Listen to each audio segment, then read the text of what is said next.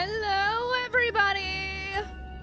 Good morning! Today we begin the journey of the second game, the latest entry of Paranormasight, the Mermaid's Curse. Ooh. Thank you for your patience, YouTube chat. I don't know what the problem was really, but it's fixed. So, you know, we fixed it. I'm glad it's working now. I still have a little bit of things to fix with my OBS setup, so yeah. Might be a couple weeks of troubleshooting, actually. But yeah, hello! I'm glad I can finally get started on the second game since finishing the last one on Friday. Ugh. Hello! I finished this game last night. Oh my god, you actually did finish it before I started it. Damn. Damn, okay. I guess I don't need to worry. Oh, wow. Okay, that's... it's bright. Very, very bright.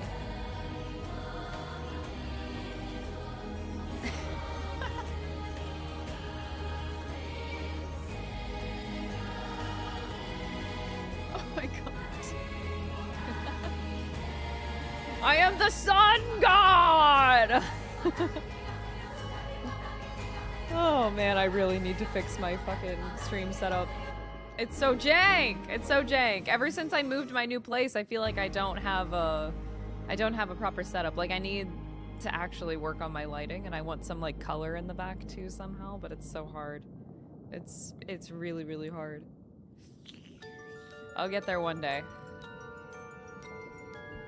The streamer stole the sun. I did apparently. Actually, I need to write down. I need to get like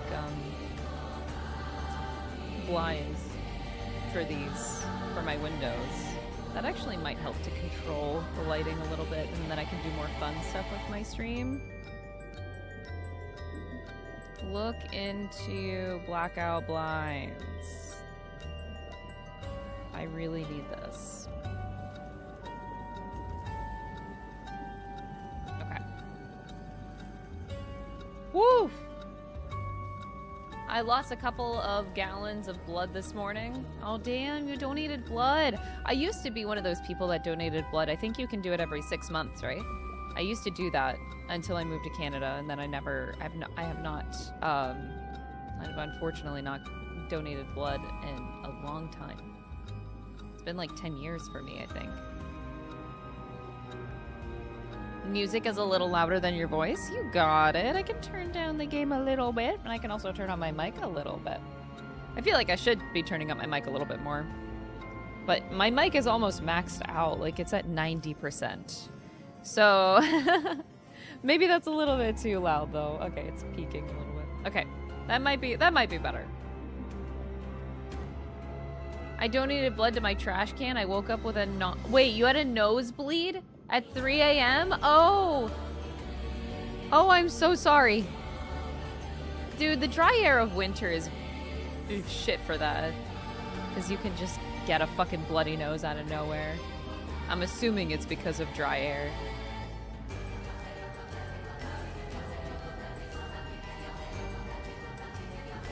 "20 minutes straight." Oh my god. Oh, that's terrifying.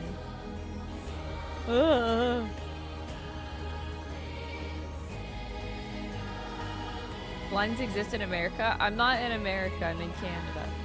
But yes.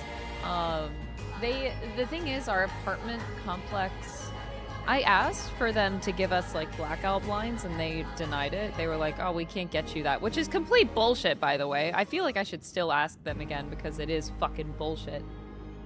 We only get one option of blinds. Like, fuck you. No, we don't. Like, they're translucent, so they're not completely opaque. I call bullshit on the landlord, but,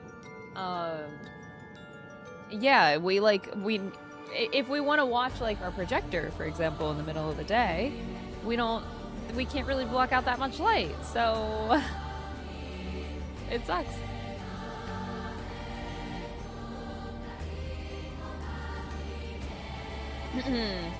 America, I meant the whole continent, but thanks for answering. Yeah, I think, I don't know about anybody else, but I know Canadians really don't like to be called America because we call it the States here, because North America is all very different countries, right? So, and we don't like to be associated with the States, so we say the States when we mean the States, and then we also mean when we say Canada when you say, you know, when, yeah. I hate when people say the fucking, like, fucking America. I'm like, what do you mean?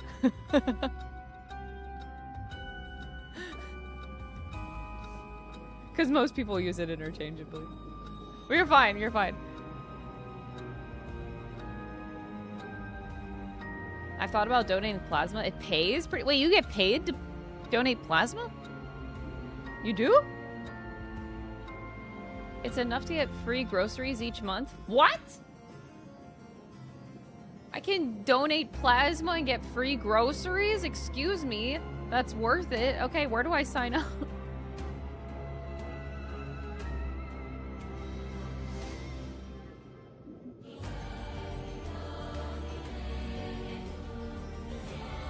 What? You can make like $800 if you go twice a week, huh?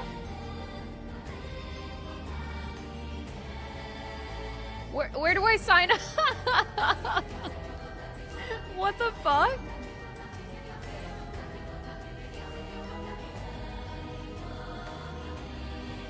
Got work? Have fun. Have fun at work. Or try to. Yeah, it is literal blood money. Yo, I'm gonna look this up. I could use like a extra 800 bucks. I don't know if Canada does the same thing. But I can definitely look it up. I used to be a regular blood donator growing up. But yeah, I'd happily look into this.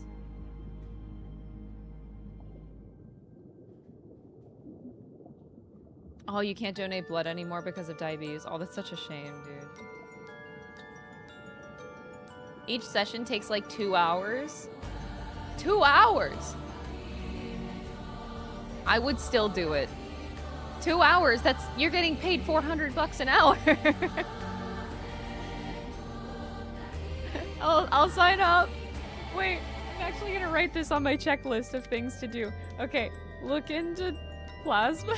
See if I can get paid for this in Canada.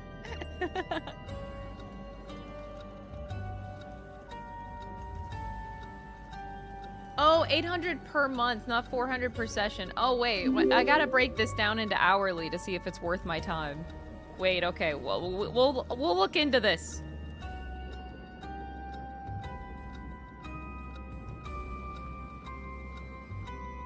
I'm writing it down. If it doesn't get written in my checklist, things do not happen.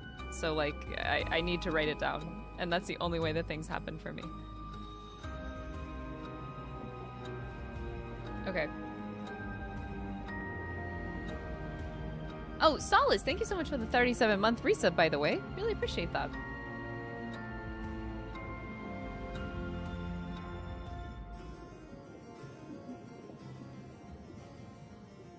Chronic illnesses disqualify you, even high blood pressure.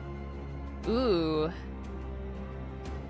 I don't know, last time... It's funny, I literally just went to the doctor for the first time in several years. And I think they took my blood pressure, but they don't tell you, which really fucking irritates me. I want to know if I'm, like, good or not, but they don't tell you. Last time I checked, I had, leaning toward high blood pressure, but I think I'm healthy.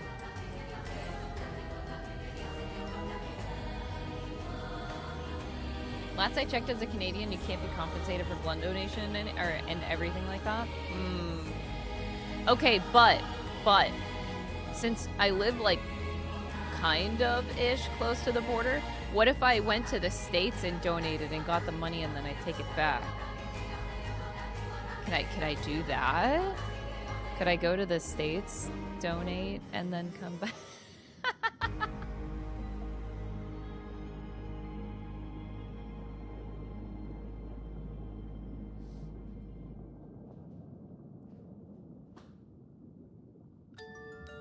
Donations here are literal donations, but you should still do it if you can. Oh, of course, of course.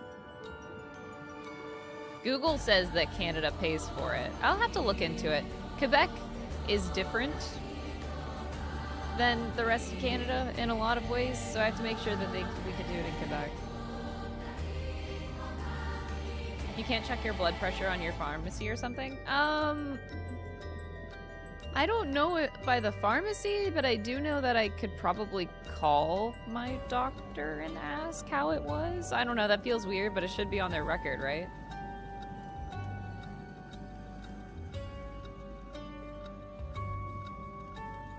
Some private clinics do. Oh, okay, okay. I'll look into it.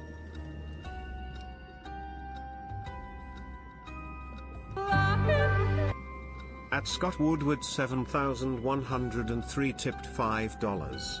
Do you really want to risk American immigration or that is not being a-holes right now? Immigration's fine. Thank you for the $5 super chat. Literally, the border has been easier to cross. Because I cross the border about once a month, once every 2 months.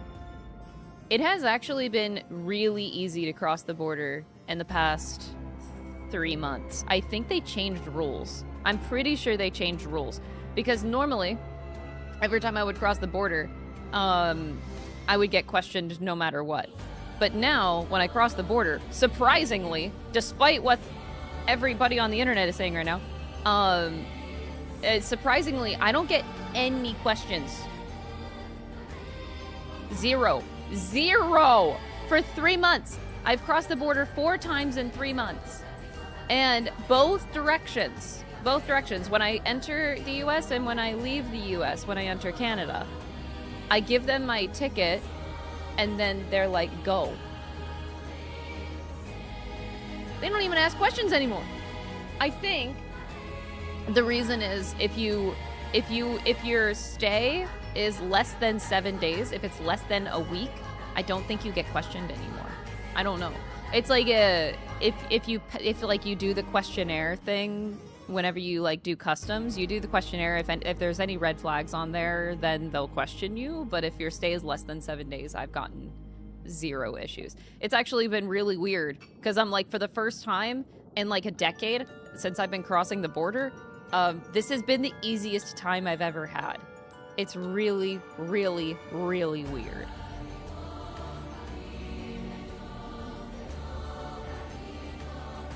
You used to get pulled to the side and checked all the time going into Canada. Going into Canada, I actually think is a little bit harder, yeah. But I was stopped 3 times going into Canada before. It wasn't really that big of a deal. But yeah, going into the States, man, no one fucking cares. But it also, like, I'm a dual citizen, so I show my US passport, which is probably why they don't question me. I show my Canadian passport when I go into Canada, and I show my US passport when I go into the US. I don't get questioned anymore. So it's really nice. No problem, Alan. Happy editing. I hope it goes well. But yeah, I don't know why. I do think that there's a new rule that they put in place toward the end of last year, because it's been really uncanny that I don't get questioned at all anymore. I don't know. I don't know what it is, man.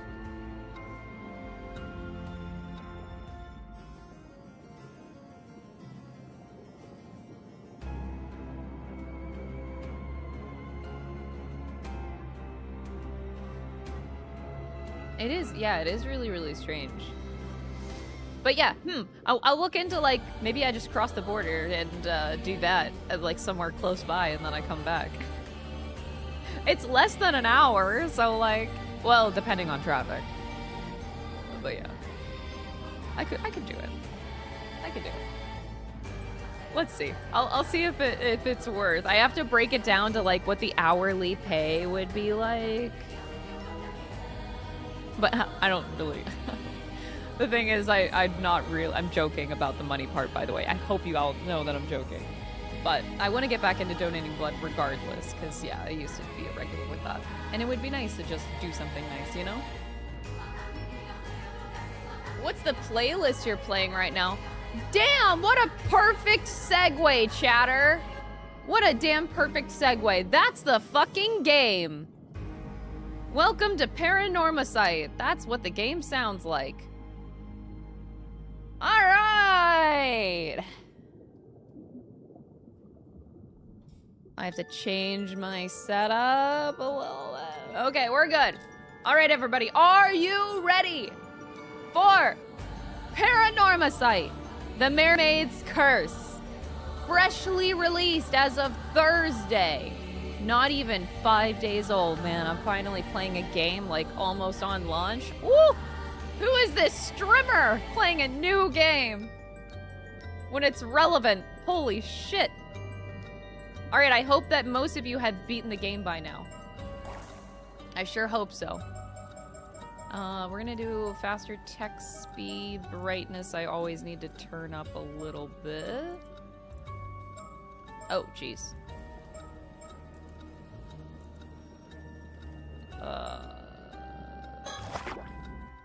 Whoa. The fuck was that? I didn't do anything. Okay. I usually turn down sound effects just a little bit. Ambient volume. Sorry, the controls are a little different. Okay. Camera confirm button. Underwater. Okay, wait, I shouldn't look at this. Underwater? I'm going underwater. Hello, Chris. Oh, jeez, I just started. I recently played through the To the Moon games and noticed you have played through most of the games already. I wanted to ask if you knew that To the Moon had a fourth game and was wondering if you had any plans to play it like you did the other games? Thank you for the 100 bits. Maybe we'll play it. Yes, I know of it, but I don't know if I'll play it. Depending. Oh, the storyteller! He's so back!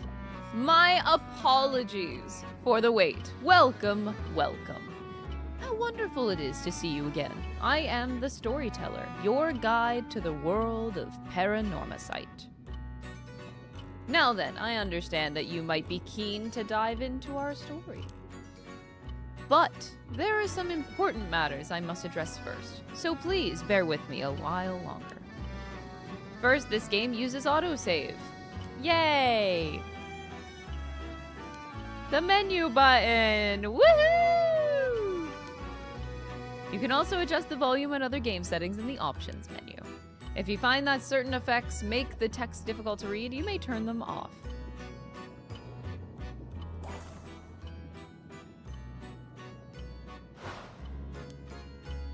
I recommend you check the brightness controls and other settings now. I already did. Now, let us go over the basic controls. When the game is in your control, I fucking hate this terminology again! You may move the right stick to look at your surroundings. You will once again become able to move after this. So try taking a look behind you before turning back to me. No!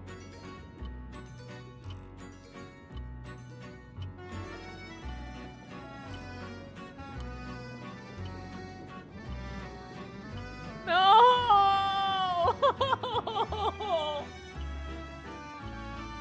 No!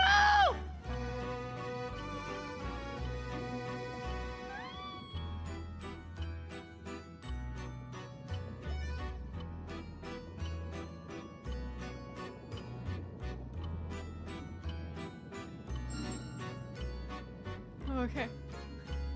Okay. Nothing happened. Nothing happened. You may also select the face of an individual in front of you and talk to them. Go ahead and try that with me.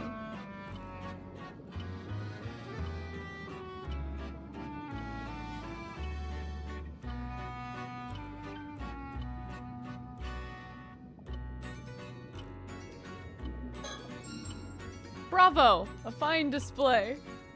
There are times when you will be presented with options. You may find it useful to use the directional buttons to select your desired option. What is this place? Do not fear, you will come to know where we are eventually. Once you have seen everything an option has to offer, a checkmark will appear, like so. So you have forgotten who you are, but there is no need for concern. It is for that reason that I am here to guide you. You may be confused at first, but continuing through the story should allow you to remember your true objective. That is all for my explanation of the basic controls. I will explain other essential functions when the time is right. Yes, there is one more thing I wish to confirm before we continue. As you may know, I previously served as guide to a different tale in the world of Paranormasight, one concerning the 7 mysteries of Honjo. You wouldn't happen to be familiar with the events of that tale, would you? I am. Is that so? So we have met before. You looked quite different during our previous encounter, so I failed to recognize you at first. My apologies. I look different? Do I look different than 5 days ago, chat? I don't know, I think I look the same as 5 days ago. In that case, there is nothing I need warn you about. Well, I believe I have kept you waiting long enough. The tale you are about to experience concerns a number of legends passed down in Isebe. Isebe? Yeah, Isebe. A stretch of sea bordering the Mie Prefecture. Specifically, those legends involving mermaids. Yes, as the subtitle suggests, our subject this time is the widely familiar mermaid. Since ancient times, a great many legends about mermaids have been passed down in countries all around the world. In Japan, many of the legends famously include the idea that eating their flesh grants immortality. The tale of Yao Bikuni, which continues to be told in such places as Wakasa Province, modern-day Fukui Prefecture, is perhaps the most well-known. These legends have spurred those with a yearning for immortality to seek out mermaids since ancient times. Of course, as I mentioned, there are only some of many legends concerning mermaids that exist across the globe. Indeed, many have sought out mermaids simply due to fascination with their status as rare and mystical beings. They have also served as the inspiration for countless creative and artistic works throughout the ages. It would seem that mermaids possess a mysterious charm that has captivated the human heart for a myriad reasons, irrespective of era or culture. Oh, cool. I like the new UI stuff. Mie Prefecture is located in the eastern part of Kii Peninsula in central Honshu, and falls within both the Chubu and Kinki regions, measuring 170 kilometers from north to south and 80 kilometers east to west. It has a narrow, elongated shape and is known for its rich natural diversity that differs greatly between its northern and southern regions. The varied and abundant nature of Mie Prefecture has led it to be known as a land of great beauty since ancient times, even back when it was still known as Ise Province. It was also purported to be the land whither repair the waves from the eternal world, which led to the establishment of the Ise Shrine as a place of enshrinement for the goddess Amaterasu. The eternal world is said to be a realm across the sea, separate from the one in which we live, often described as an eternal paradise. Ise was seen as the land where the waves from this world continually broke, connecting the material world and the world beyond. Famous spots and scenic vistas in Mie Prefecture. You have the shrine, Iseji route of the Kumano Kodo, a series of ancient pilgrimage route. Okay. Birthplace of Iga Ninja Clan, and the birthplace of the Isehei Clan, Suzuka International Racing Course, the Toba Aquarium, Ise-shima National Park, and many more. Local specialties are pearls, Ise lobsters, abalone, turban shells, oysters, and other marine products, Ise udon, Matsusaka beef, and many more. Cool. I feel like this is an ad for Mie Prefecture. Like, oh, if you're going to Japan, this is all the stuff you can do. Ise Bay. So this is where it takes place. Also known by the name the Sea of Ise. Ise Bay is an enclosed bay located in central Honshu. Although its exact range varies, in this game, it refers to the area of sea surrounded by land up to the line drawn from Cape Irago in Aichi Prefecture to Cape Daio in Mie Prefecture.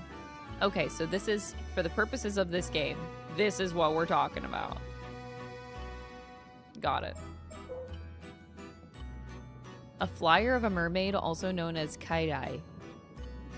That's a mermaid? This is a mermaid? A general term for a half-human, half-fish being. The first recorded appearance in Japan of a creature believed to be a mermaid was more than 1,300 years ago in the Nihon Shoki, Chronicles of Japan. At the time, the term mermaid was not yet in use, and most records are anecdotal reports of sightings of creatures resembling both fish and human in various places. In ancient Japan, as well as in other parts of East Asia, depictions of mermaids often blurred the line between human and fish, frequently portraying them as grotesque monsters. The Middle Ages saw the spread of the legend of Yao Bikuni throughout Japan, which claimed that eating mermaid flesh could grant eternal youth and longevity. In the early modern period, the image of mermaids diversified, attracting wider public interest. Mermaid mummies were exhibited in sideshows, and illustrations of literature featuring mermaids became more common. It was also during this time that the depiction of mermaids as having the upper body of a human woman and the lower body of a fish became more widely recognized.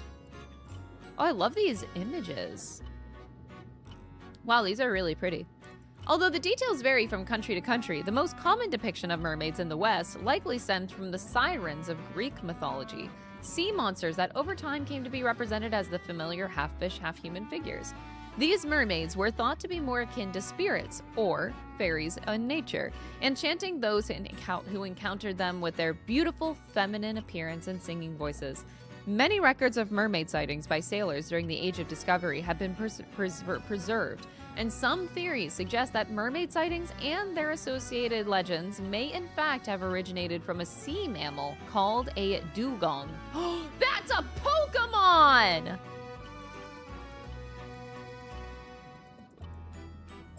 Crazy! All the dots, they're connecting. It's just spelled differently. How to play.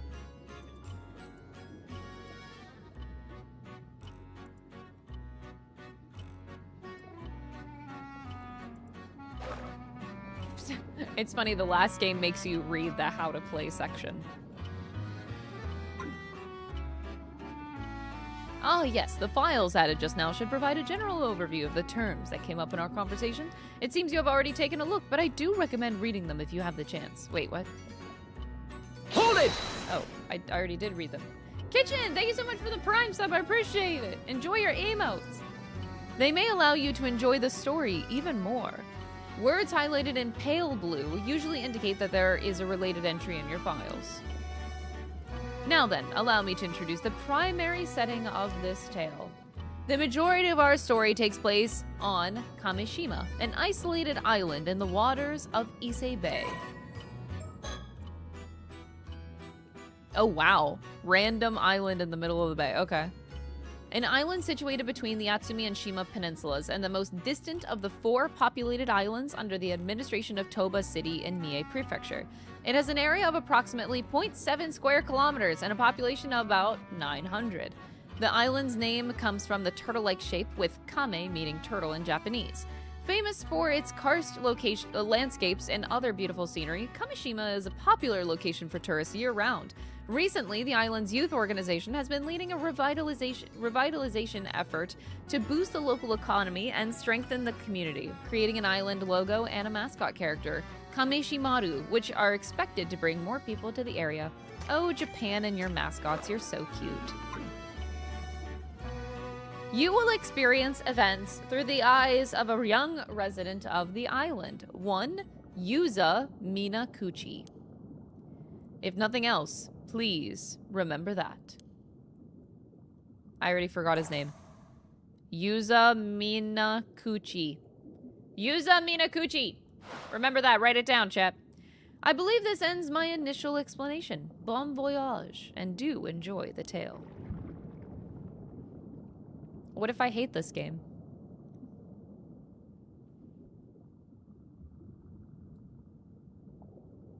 This story is a work of fiction, chat. It is not real. Mermaids are not real.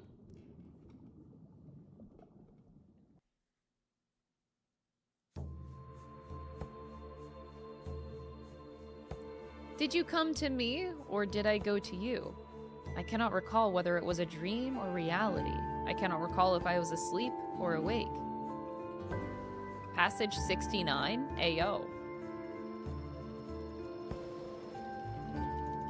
August 7th, 1980X. 8X. In the morning. Right, this should do it. All good. All good to go, Yuza? Yep, ready as ready can be. I feel so light, I bet I could even outswim a shark. No, more than that. I was born for this moment. The legend of Kamishima's patron saint of diving begins today! Yuza Minakuchi. Apprentice Ama diver. He's 18. Okay, this is not the Discovery Channel. Unfortunately, it is not. No, mermaids are not real. A young man born and raised on Kamishima. Although generally quiet and serious, he has an eccentric side that often sees him make jokes and wisecracks with a straight face, catching whoever he's talking to off guard. After losing his parents in the large-scale maritime accident 5 years ago, he was raised by his grandmother, veteran Ama diver Tsuyu Minakuchi. He briefly found work at a seafood processing plant in Toba after graduating high school earlier in the year, but upon hearing that, Tsuyu had injured her leg, forcing her to retire from diving and causing difficulties in her daily life. He quit his job after only 3 months and returned to Kamishima. At present, he is caring for Tsuyu while looking for work on Kamishima, and he has recently made the decision to follow in Tsuyu's footsteps and become an Ama diver himself. Although he has been unable to bring himself to enter the sea since the disaster 5 years ago, he is hoping that his previous aptitude for swimming will lend itself to a natural talent for Ama diving. His current diver rank is 1. We're getting really far. Quiet and introverted as a child, he began to show a more animated side upon befriending Azami Kumoi, a boy his same age, and it eventually became a common sight to see them getting up to mischief together. Although the maritime disaster 5 years ago saw a drastic shift in the way most of Kamishima's inhabitants treated Yuza, Azami alone continued to treat him the same. Even now, it is not uncommon for Azami to find himself caught up in Yuza's eccentric exploits, but he's always quick to laugh and follow his lead.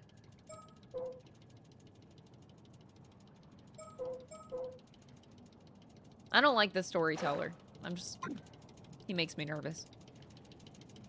Whoa, that sounds pretty impressive, but this is your first time diving out in the bay, so don't put yourself too hard, all right? I know it's my first time, but somehow I'm brimming with confidence. I just know I can land a massive haul if I try. I'm just glad to see you're raring to go, but make sure you don't get too far from the boat at first. Best friend Azami Kumoi.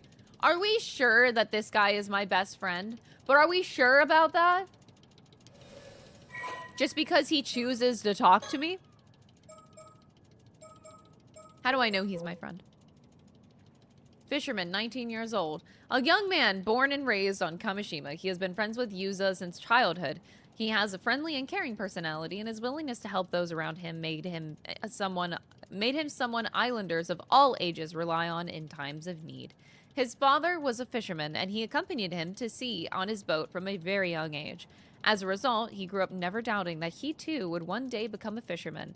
After his father died in a maritime disaster 5 years ago, his mother, an Ama diver, took on the responsibility of raising Azami and his much younger brother on her own. His father also died in the same disaster? Okay, weird. During the closed season for diving, when his mother worked on the mainland, Azami was responsible for looking after his brother. After graduating middle school, he refused his mother's suggestion to attend high school and quickly obtained a 4th-class boat pilot license while helping with fishing around the island. He is now able to take his father's small fishing boat, the Sain Maru, on fishing trips all on his own.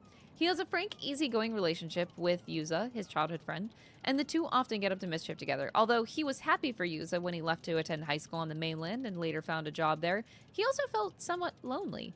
For this reason, he secretly welcomed the news that Yuza would be leaving his job and returning to Kamishima to take care of his grandmother. No need to worry, Azami. You can focus on getting the grill ready. We're having a feast tonight! I'll hold you to that. Basically, we're trauma buddies. Yeah. The diving minigame will now... Wait, there's a diving minigame?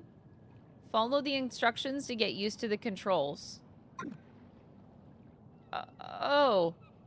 Oh, I don't like how this looks. He looks evil.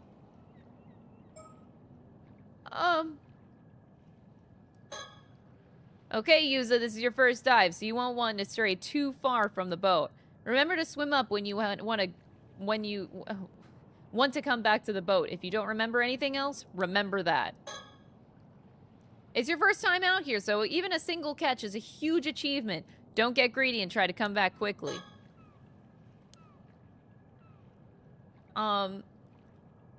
Wait, I didn't know that there was like an actual, like, I gotta do the diving part of this game. That's quite terrifying. I hope it's not like Subnautica where I can't actually play the game. Only 2 controls are needed. Look around and perform action. Okay, thank God.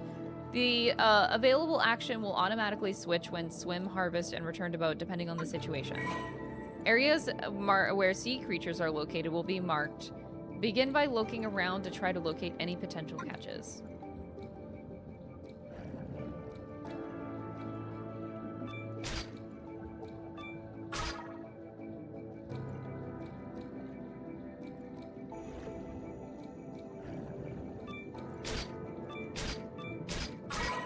Your oxygen gauge will decrease when diving. Be sure to go back to the boat before it runs out. You can return to the boat at any time by turning your viewpoint upwards and selecting return to boat. Your remaining oxygen will continue to decrease on the way back, so don't wait until it's too late. Oh.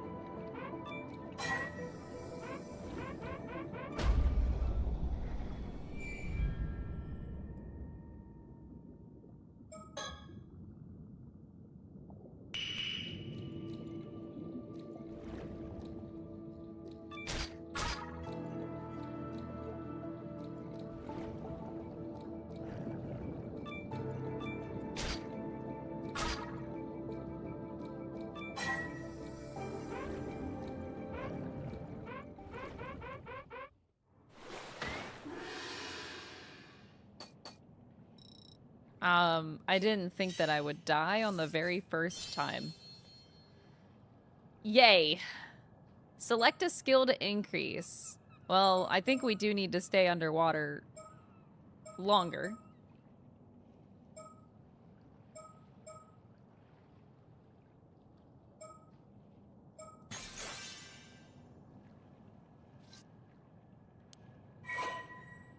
That covers the basics for underwater gathering. Replay the tutorial?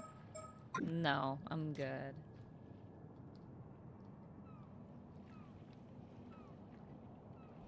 Looks like you're all warmed up. Let's go out a bit further so you can look for something bigger.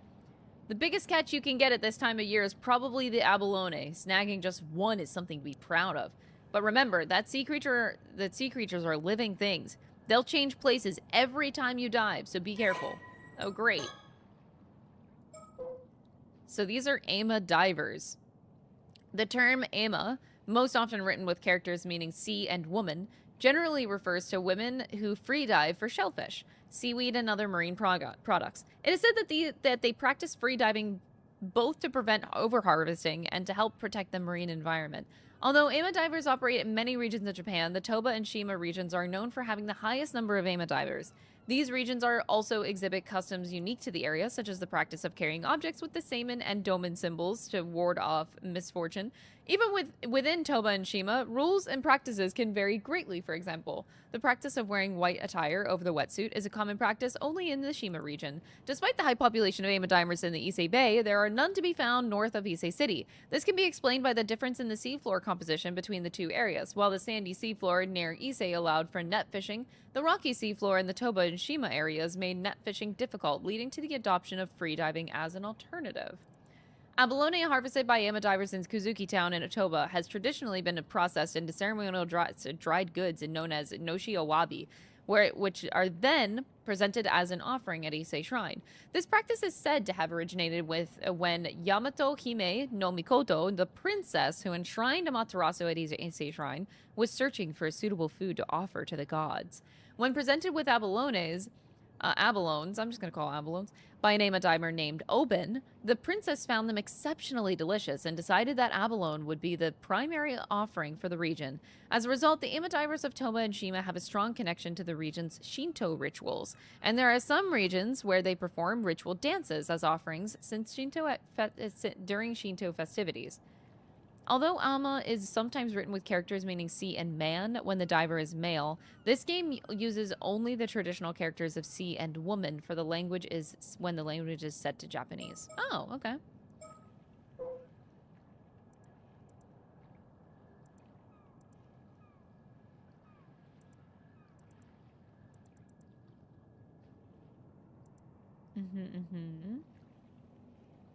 Diving tips. When using your harvest action, a perfect harvest may occasionally occur. The higher your diver rank, the more likely you are to achieve a perfect harvest. Earn stars.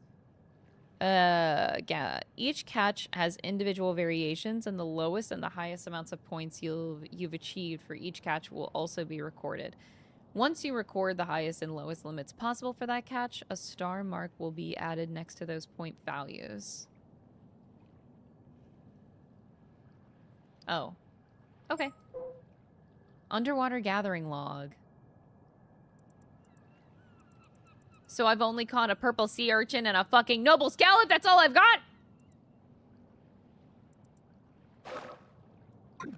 We're really bad at this game.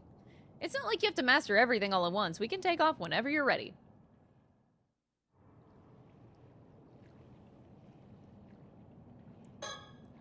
We still have plenty of time left, so feel free to dive as much as you like. You seem pretty confident, so I'm looking forward to seeing what you bring in. I know you can do anything you put your mind to. You still need some air left to make it back to the boat after all. It's important to know when to give up the chase. Okay. I guess we're going in, chat.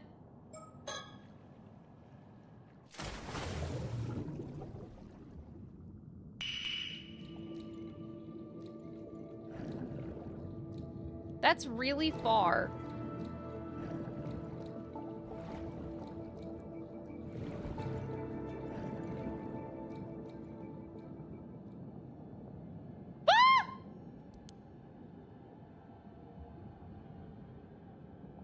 What the hell? What the hell? Get away from me! Ah!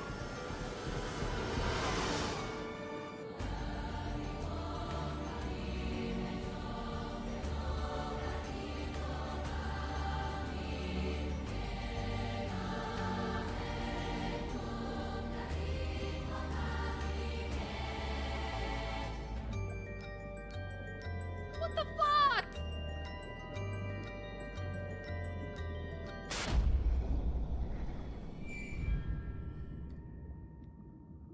What do you mean, dive failed?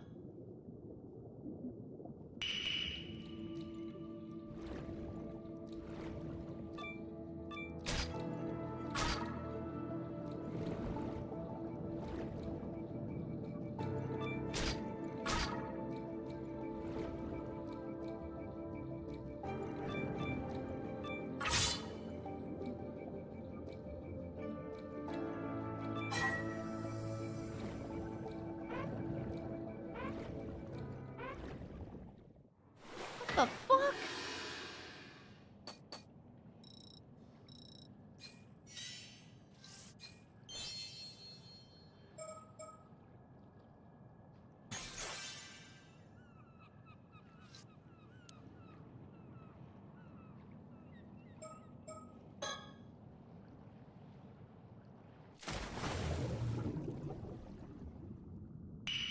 I hate this game.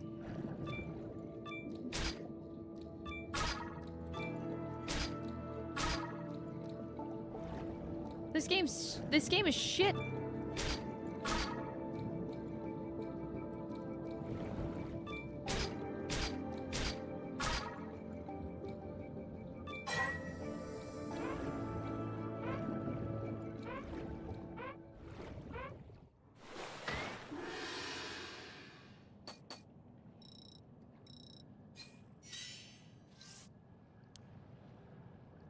I don't like this game.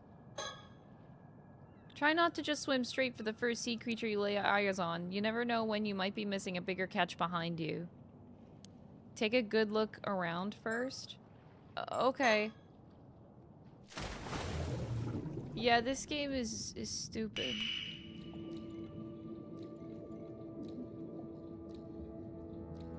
This game is really stupid.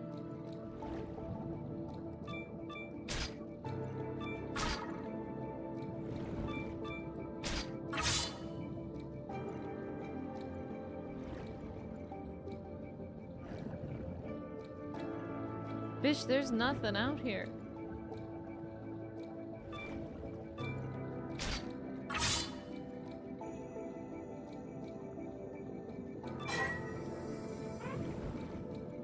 I love this part of the game. Honestly, it's kind of fun. I was really worried at first because I couldn't play Subnautica because of my fear.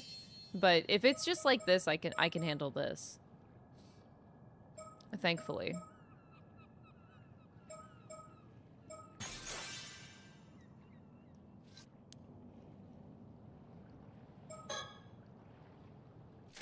Very much of a Zen-like minigame. Yeah, thankfully. Thankfully.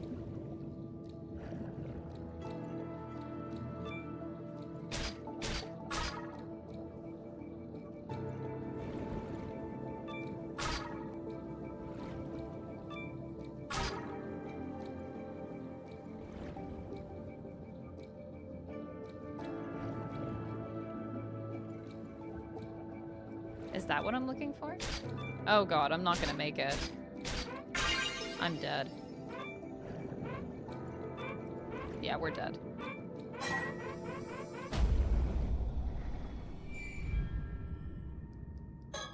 I found the thing, though. I found it.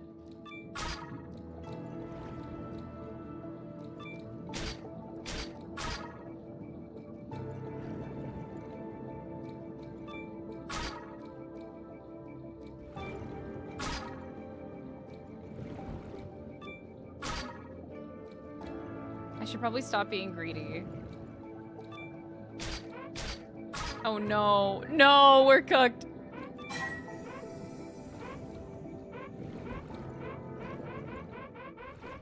Did I make it? Okay, I made it. You spent a good few hours on this part, honestly? To get the ranking up, though? I kinda wanna. I'm kind of vibing. I mean, the whole point is finding mermaids, right?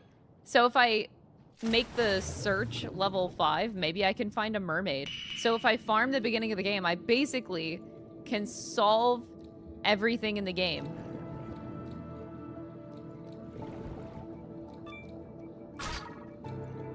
If I find a mermaid right away.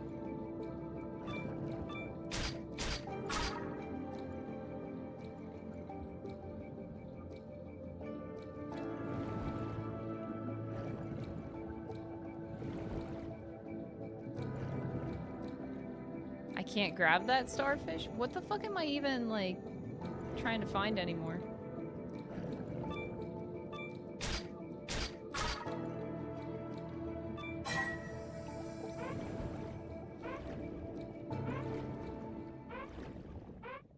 Five-hour diving stream? Fuck yeah, dude. I hope you guys are ready for peak 5-hour diving stream. I'm supposed to be finding a specific thing, but why would I do that? They made a minigame. I should honor that, right?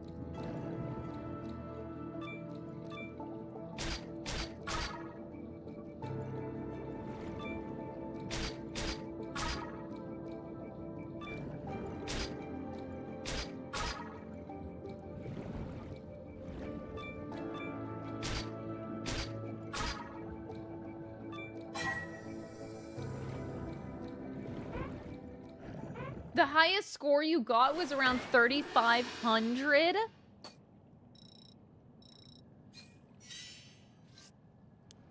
Bitch, what? 3,500? You hacked the game. I know it.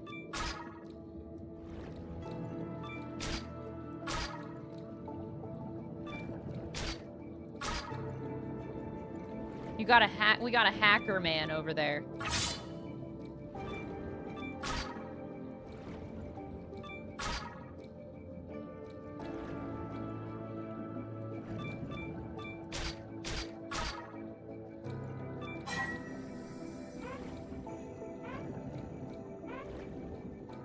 This is actually kind of chill. Thank goodness. Thank goodness this ain't like Subnautica, man. Good morning, Crystal, and happy Tuesday. I hope you are enjoying hunting mermaids. Have an awesome stream. Thank you, Leon. Thank you for the 33 months. I appreciate it. I'm gonna have fun just finding random shit that things that I don't even need. Like, I don't need any of this.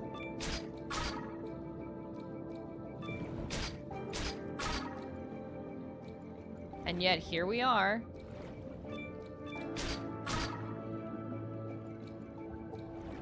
Why am I doing this?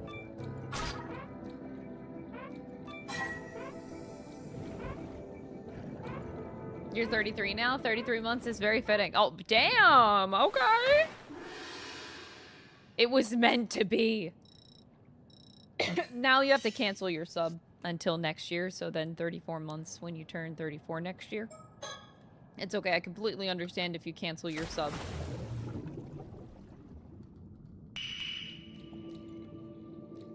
I won't take it harshly, I promise.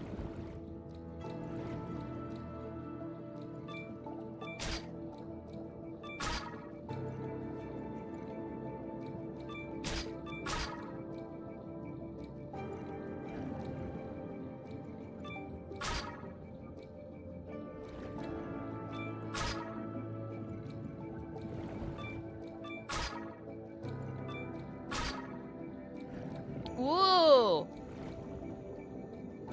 Oh, chat, we're going farther! Look at us! Okay, maybe I shouldn't go that far. Maybe I shouldn't go that far. Oh shit, oh shit. We're fucking dead.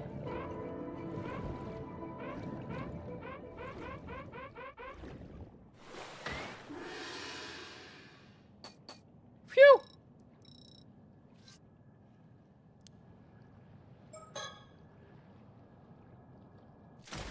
Aw. No, thank you, Leon. That's so sweet. I really, really appreciate that.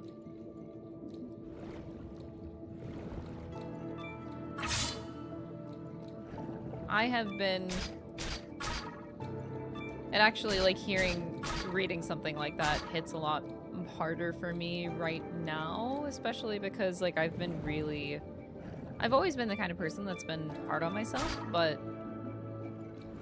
the past 2 weeks I've been in, like, a weird funk where I even, like, considered stopping content creation because I was like, I'm not entertaining. Like, I'm just so down on myself right now for 2 weeks. I'm like, I'm not entertaining. I don't even know why I'm making content anymore. I've just been in the dumps, man. For the first time in like 7 years, negative comments are getting to me. I'm just in a mood. I'm going through it. I'm going through it. I'm sure I'll get better eventually, but I really appreciate hearing those comments. So thank you. I'm glad you guys enjoy my content. It really does mean a lot.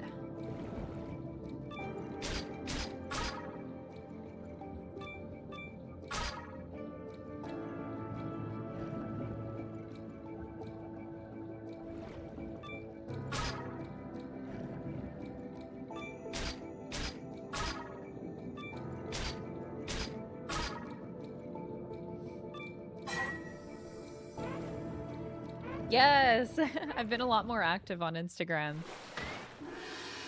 Although I haven't been able to watch Digimon for a week because of where I was watching it. Our sub ran out and Dom is like going through a lot of like bank changes right now. So like he's having trouble like renewing the sub. So that's why I haven't watched Digimon in a bit. Because I was watching it through his thing and right now he can't change his cards around.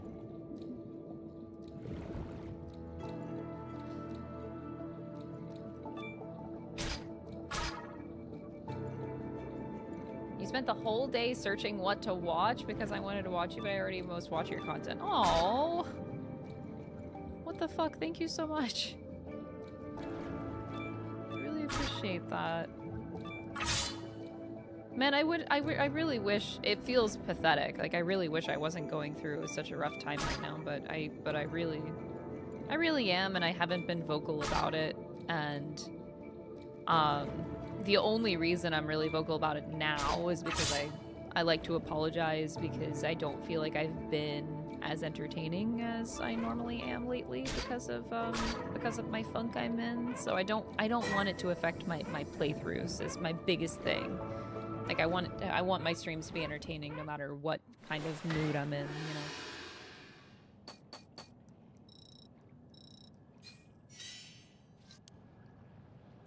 This is fun! What the heck? I thought I was playing like a horror game. Man, my last scream was like 10 minutes ago.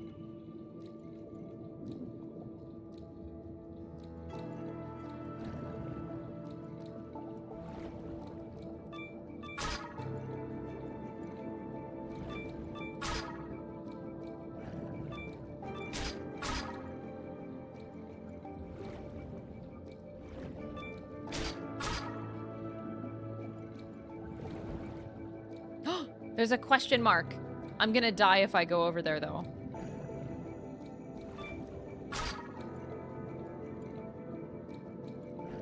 I can take a peek. Okay, I peeked.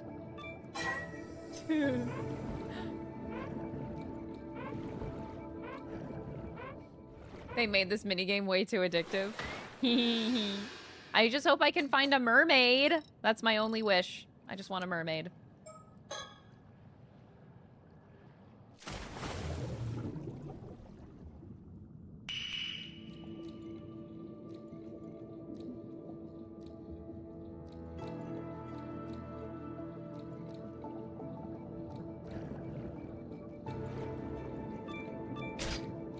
I'm here for once. Well, welcome! Welcome to the streams. As a random internet person, I just wanted to say I'm entertained. This is charming and nice and sorry. Oh, thank you so much. That means a lot. That really does mean a lot. Thank you. Oh. Especially when people feel the courage to jump out of lurk and say something. Oh my god. That really means the world to me.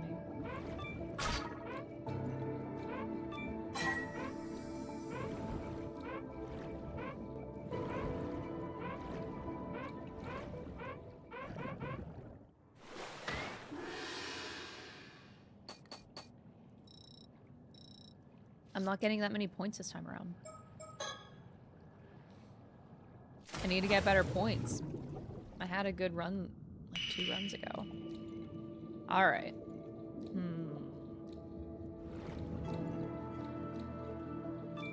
I know I can probably skip these little guys at this point and go for the big ones.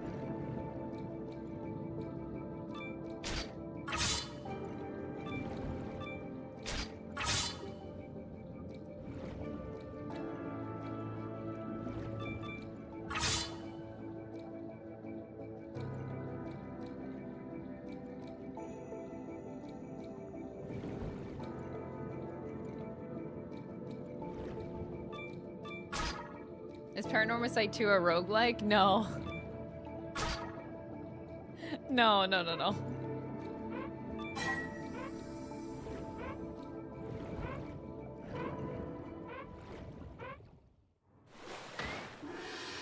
It's natural for your emotions to fluctuate. Damn straight. And it's annoying as hell. Why?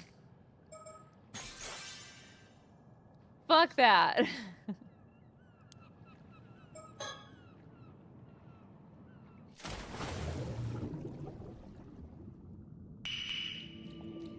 I can tolerate a game like this. Subnautica triggers my thalassophobia. Yes! I was nervous whenever they said diving minigame. Because I could not play Subnautica because of that fear. But this is fine. This is fine. I was extremely nervous. I'm like, oh no, can I not play Paranormasight 2? It depends on how they do the game, honestly. This is at least manageable.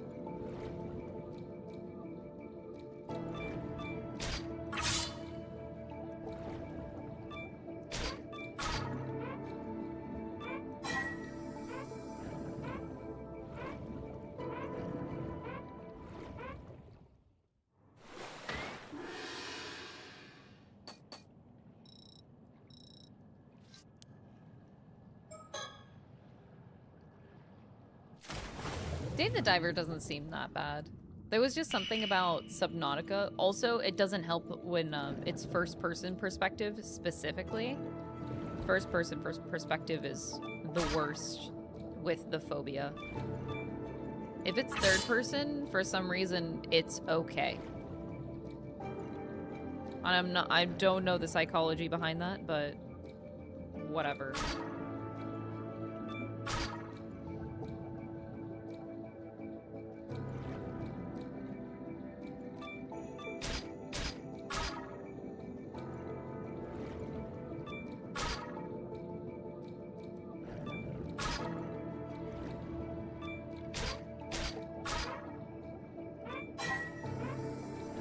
Making it back.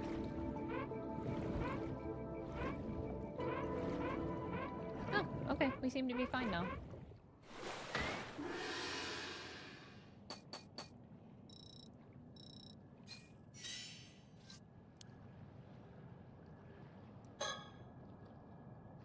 Big, deep, dark waters I'm gonna know about. My fear isn't necessarily deep water.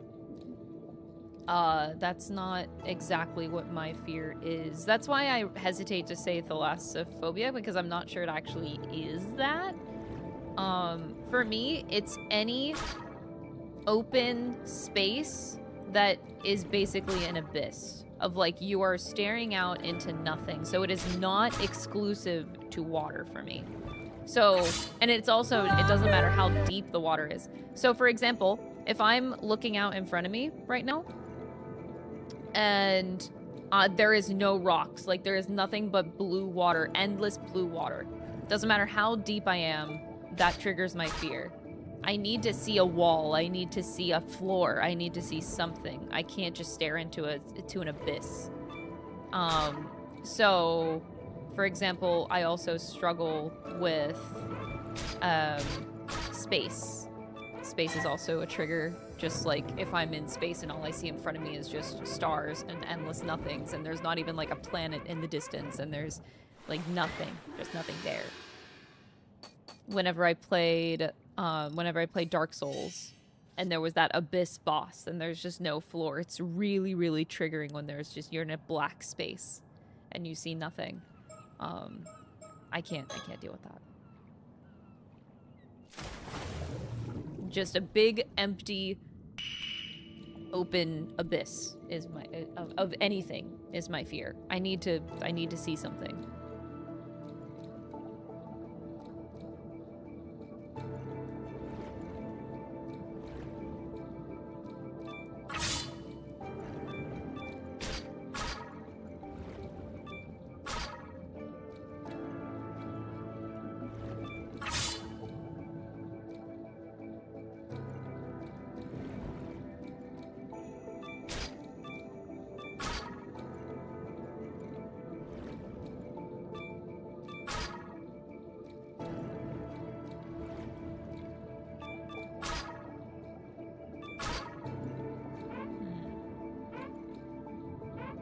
We're getting farther. This is working.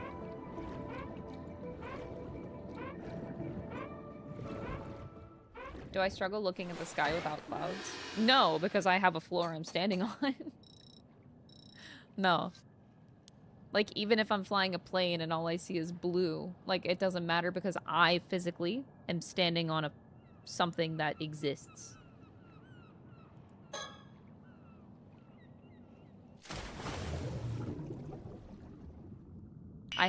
Basically, I have something to ground myself. I need something to ground myself.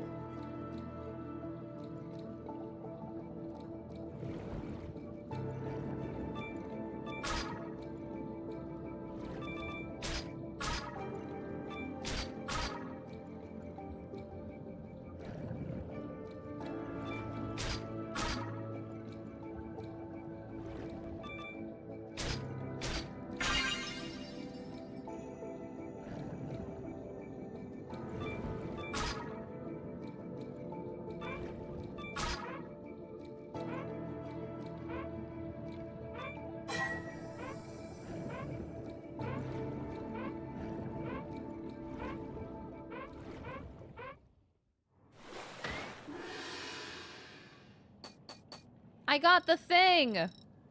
Finally.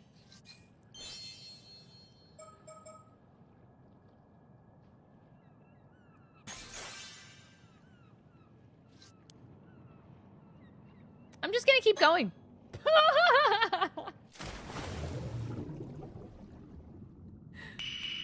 Why stop? I don't see a reason to. I want to find a fucking mermaid. And the only way I can find a mermaid is if I am a good diver. And I can go out far and shit, you know?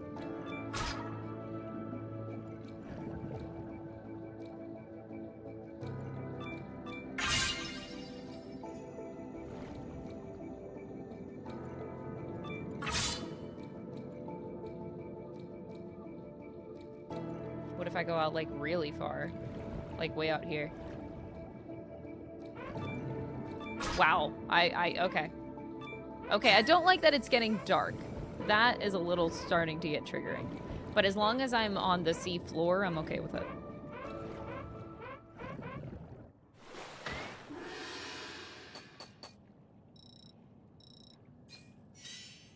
Yo, we're getting there. Okay, the points, they're going up.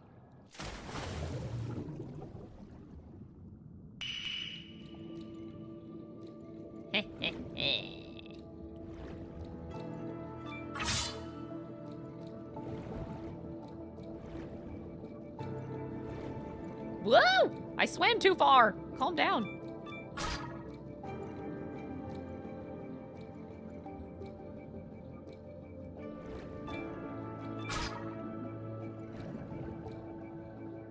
I was trying to go, like, in a different direction.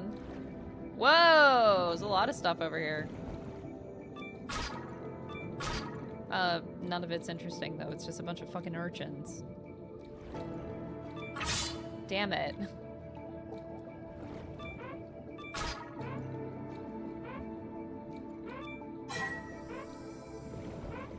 This Yakuza-ass minigame was worth the $25. Just, we could spend all of our stream time today just diving. For 5 more hours. I can stream for 5 more hours today.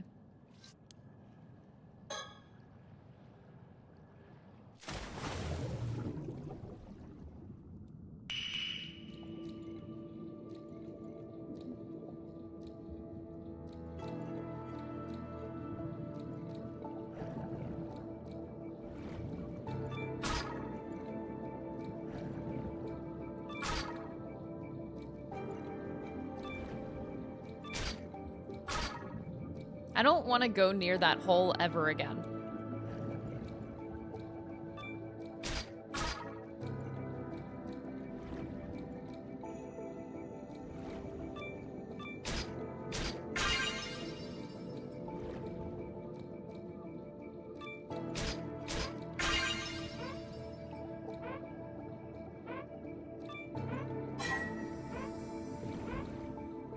I maxed out my stats before I moved on with the rest of the game because it let me. I mean, it lets you. So, like, what's the problem, right?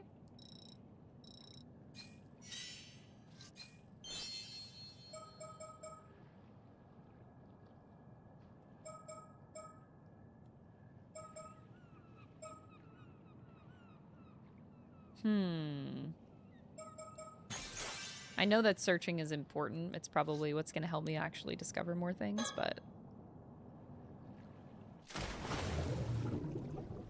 yeah, this is very zen. I like it. Very, very zen. Okay, so let's go this way. Toward this thing. Oh my god! Really?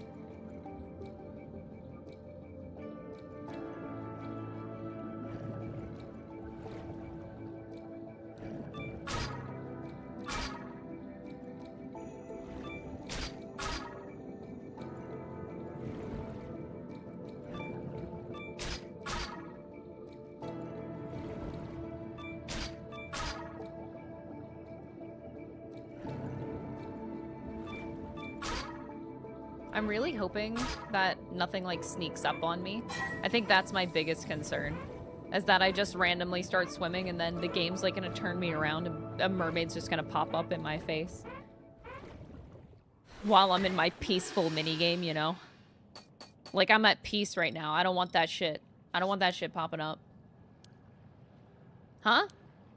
Never thought there'd be a mockingbird stickers out here in Issei Bay and at the bottom of the sea to boot. You mean this bird sticker? I think it was pretty weird to find a sticker in a place like that, so I decided to hang on to it. They're real famous. An unknown artist makes them and hides them all over the place. Might as well pick up any you come across. Maybe they'll bring you some good luck. Damn, I'm good. Maybe I should add treasure hunting to my list of talents.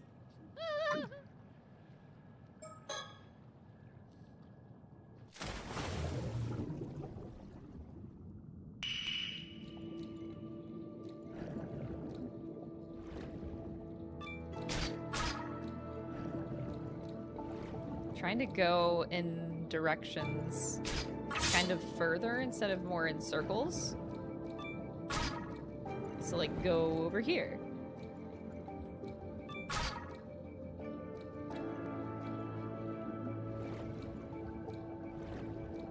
Oh, we got a question mark. Do I go toward it? Oh.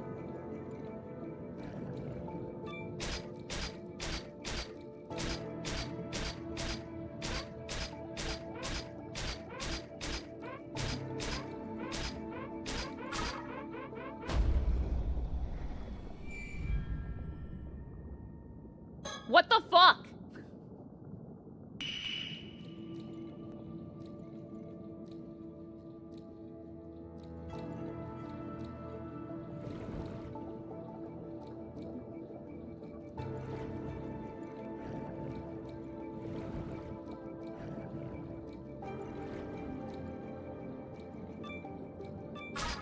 I would rather die trying to get that thing.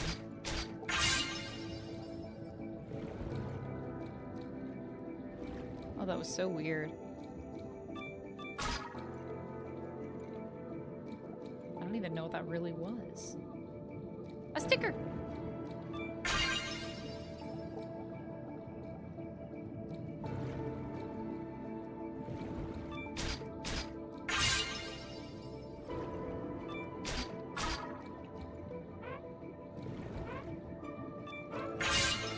Nice!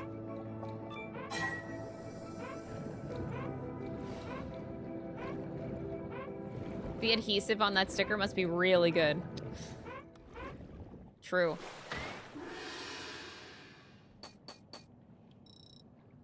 Yo, over 1,000 points? We're gaming. We're gaming.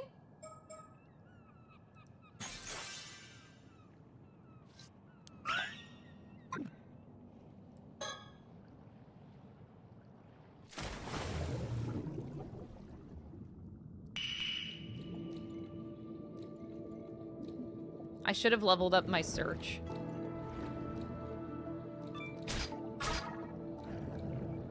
feel like that would have been smarter.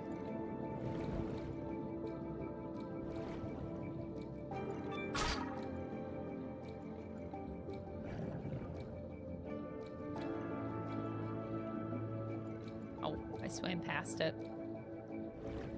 I'm trying to see if swimming farther gets me more yield. Not necessarily true, but can try.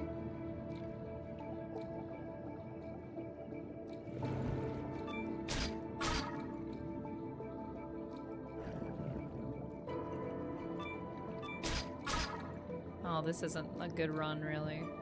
Those are just urchins.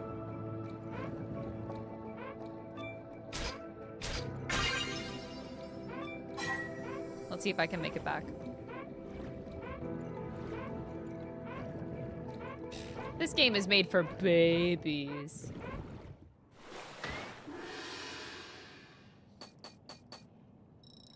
Not quite 1,000. Damn. I'm falling off in this minigame.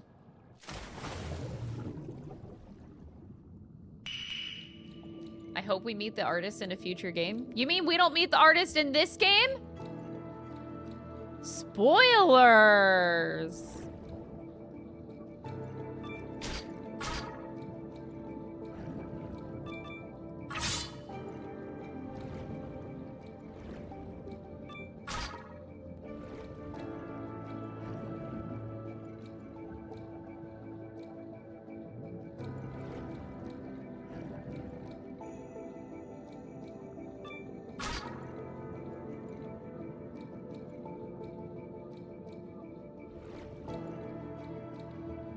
I'm like afraid to this rope. Wait, oh, there's a limit to how far the rope can go? Oh. That's why there's nothing out there. Or maybe the rope gets longer later in the game, and that's how they limit you from finding the mermaid so early in the game. I bet that's what's going on.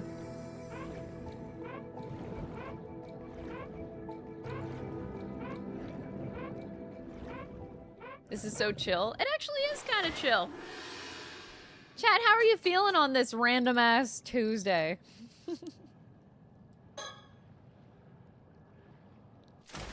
This is nice. I could actually continue the game. I feel like I should continue the game.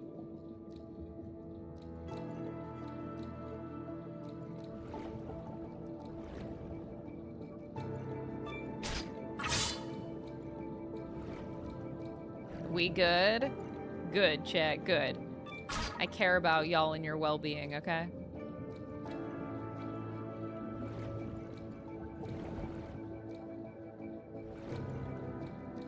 Another sticker.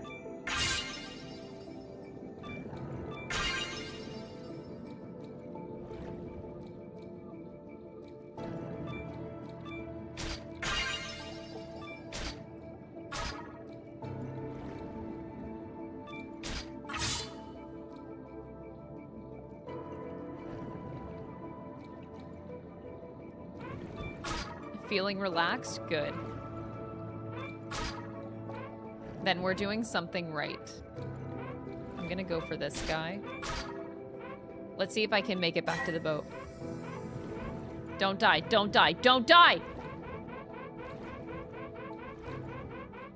I think I made it. Ooh, that was close!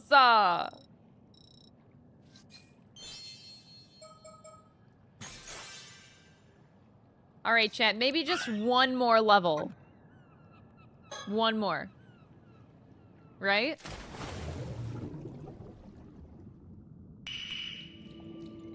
Whoa, that's a lot more exclamation points.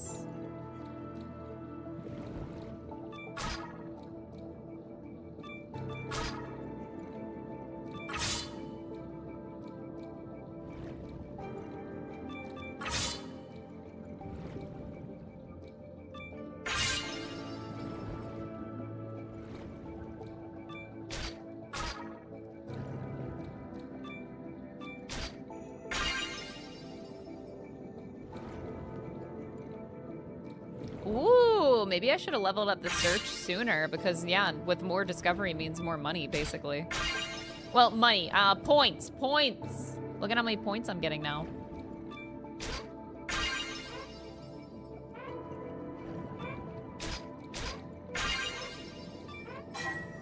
Uh-oh. That's a rock. Uh-oh. Uh-oh. Uh-oh. Uh-oh. Ah, we made it. Psh, easy.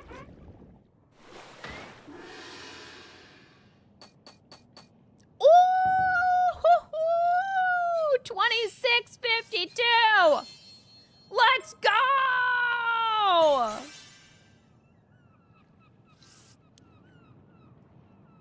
Hell yeah! That was a haul, man!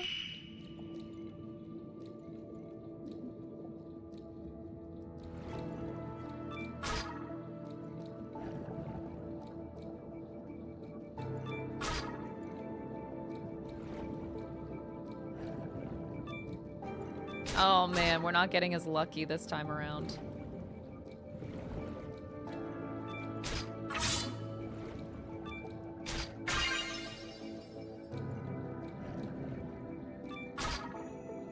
I wonder if you play long enough, if there's like a secret dialogue that the storyteller gives you. Maybe he like kicks you out of playing the actual minigame and he's like, are you ever actually going to discover the secrets behind the mermaid's curse? Or like, I can imagine the storyteller just like randomly giving you shit for not actually playing the fucking game, the story.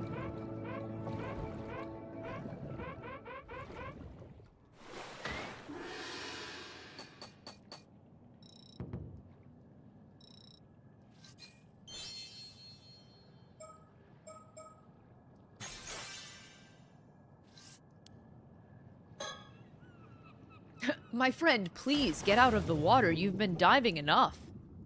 That is enough for one day, you fucking idiot.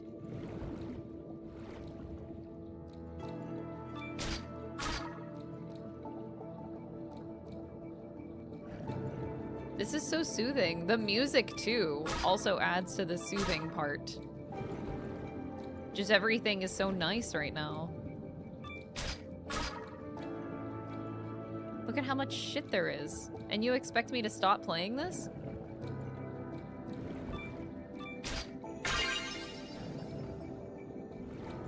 What's that? What the fuck?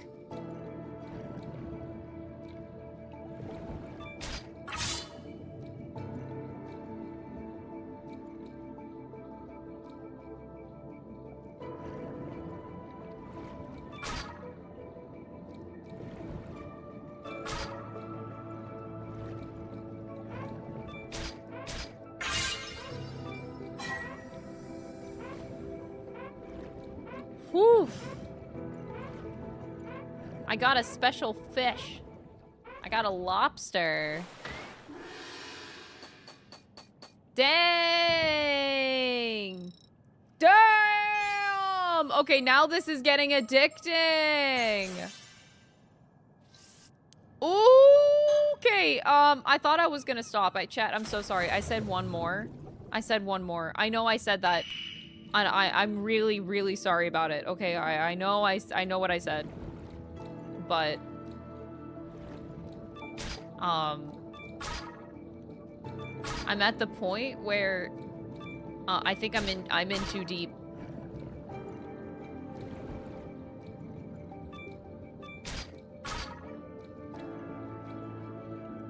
I thought this was the whole game. Oh, yeah, I can stop. This is not the whole game, I promise you. Like, there's an actual, like, probably a murder mystery part of this game. I'm guessing murder. But, yeah. There's, like, this is not the game.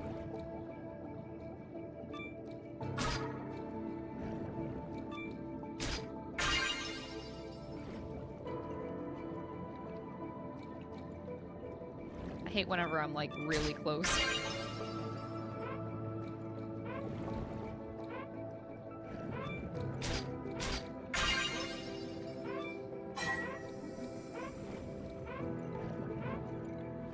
Might as well max all the stats. I'm so close.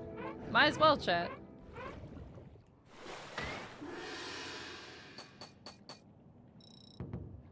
I do wonder what that thing is that I broke, though, underwater. Like, the chained thing? That was kind of weird. I got 2 ranks?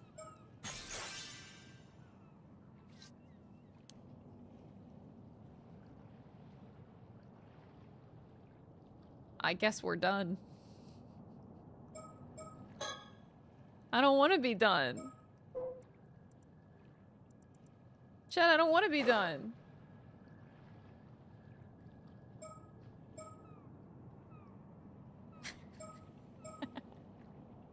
One more. I have nothing to gain anymore. I may have nothing to gain, but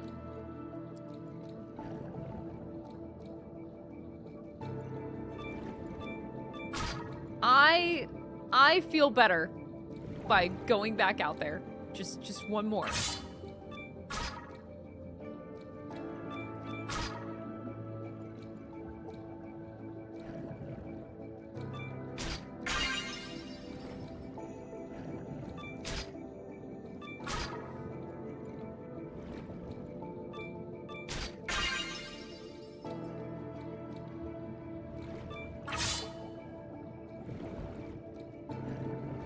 Oh no!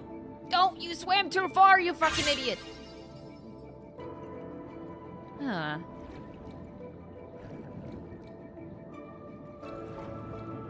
Trying to see if I see any other thing, you know?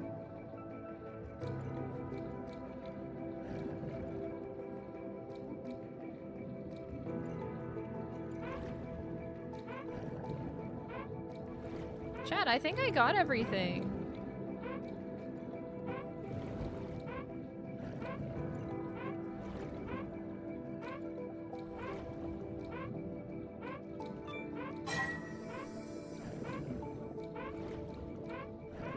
Oh well, I should continue. You know, we should play the game. Okay, I'm playing the game now, I swear.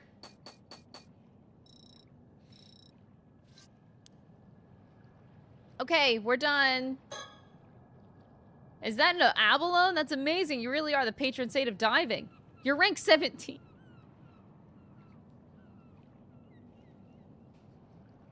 I don't know if my boat's gonna have room for all this seafood.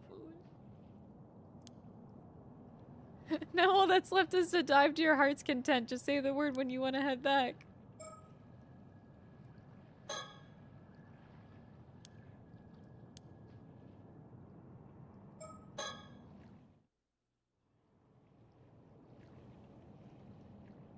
It is crazy how they put a whole visual novel in this game. I don't know how they did that. Oh. By the way, did I ever thank Ed? Thank you so much on YouTube chat for the $5 super chat. I'm so sorry if I never sent anything, and I don't want to sound ungrateful. Oh my god, thank you for the $5. Right, let's leave it at that for today. Good work out there, Yuza. But man, just look at you. How did you improve so much in such a short amount of time? You're basically pro. I wasn't expecting you to pick things up that quickly. Like I said, brimming with confidence. But it's also because you were here to help. Thanks, Azami. Oh, I didn't do that much, but I appreciate it. So, do you feel any different now? Did your body undergo any weird changes? Nope, I feel exactly the same. Nothing's changed. I'm the same old Yuza I've always been. I guess we were a bit off the mark, huh? So, what do you want to know? What do you want to do now? Should we call it a day? Talk about the hole. Azami, before we head back, could we talk for a bit? Sure, what's up?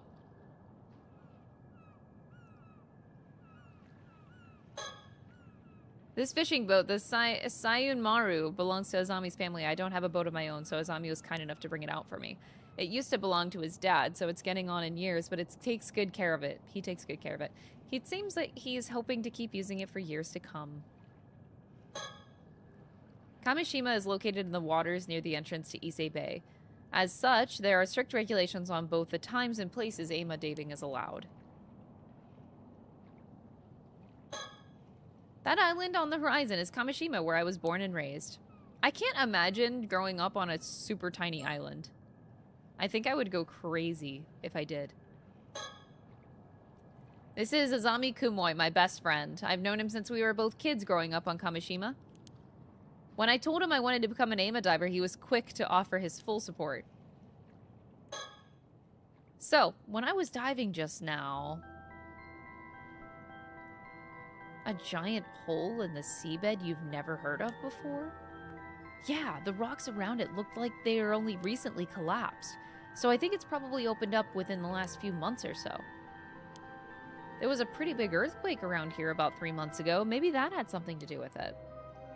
Well, that's right. That would have been before I got back. Anyway, if you saw a giant hole on the seabed, you'd be curious about it, right? I sure would. Curious enough to try to take a look inside? It'd be pretty dangerous, but I guess I might, yeah. Right? So I went closer to try and get a better look. Did you see anything? Well, when I looked down into the hole... I don't want to! A ghost or something that looked just like me suddenly rose up from the depths. A ghost that looked like you? It swam towards me with its hand outstretched. It looks like it was trying to hand something to me, or maybe it was trying to tell me something? What did you do then? Did you take its hand? No, I fucking died. I felt like I couldn't resist. I guess even the patron saint of diving does foolish things sometimes. The only thing I was a patron of was carelessness and a lack of proper vigilance. Sounds like there wasn't much you could do about it, though. Wait, what?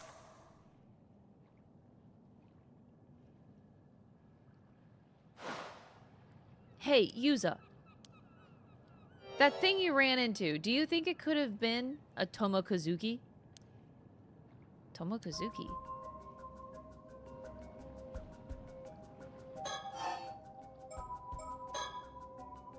You never heard of it? Well, I guess it's not even all the folks around here know about it either. It does sound familiar. The Tomokazuki is a sort of ghost around these parts. The story goes that sometimes... Why do they keep showing this? Stop showing it! When diving, an AIMA diver will come across an exact copy. The other version of them will be holding out something they want, like an abalone. And when the diver reaches for it, the Tomokazuki grabs them and drags them to the bottom of the sea. But wait, the Tomokazuki I saw wasn't holding anything. Well, that's different. Maybe it forgot it at home or something? At home? The abalone? Yeah, the abalone. Maybe it left it at home. Maybe the Tomokazuki is more careless than the legends let on. You're pretty forgetful, though, so maybe it became such a perfect copy that it imitated that aspect of you as well. Yikes! Whew! Oh, that damn Tomokazuki. It knows my every weakness. Now that you mention it, though, I think I do remember that story from when I was younger. I guess the fact that I forgot the story really proves how forgetful I am, huh? No worries. It was a while ago, you know? A Tomokazuki, but why would something like that be here?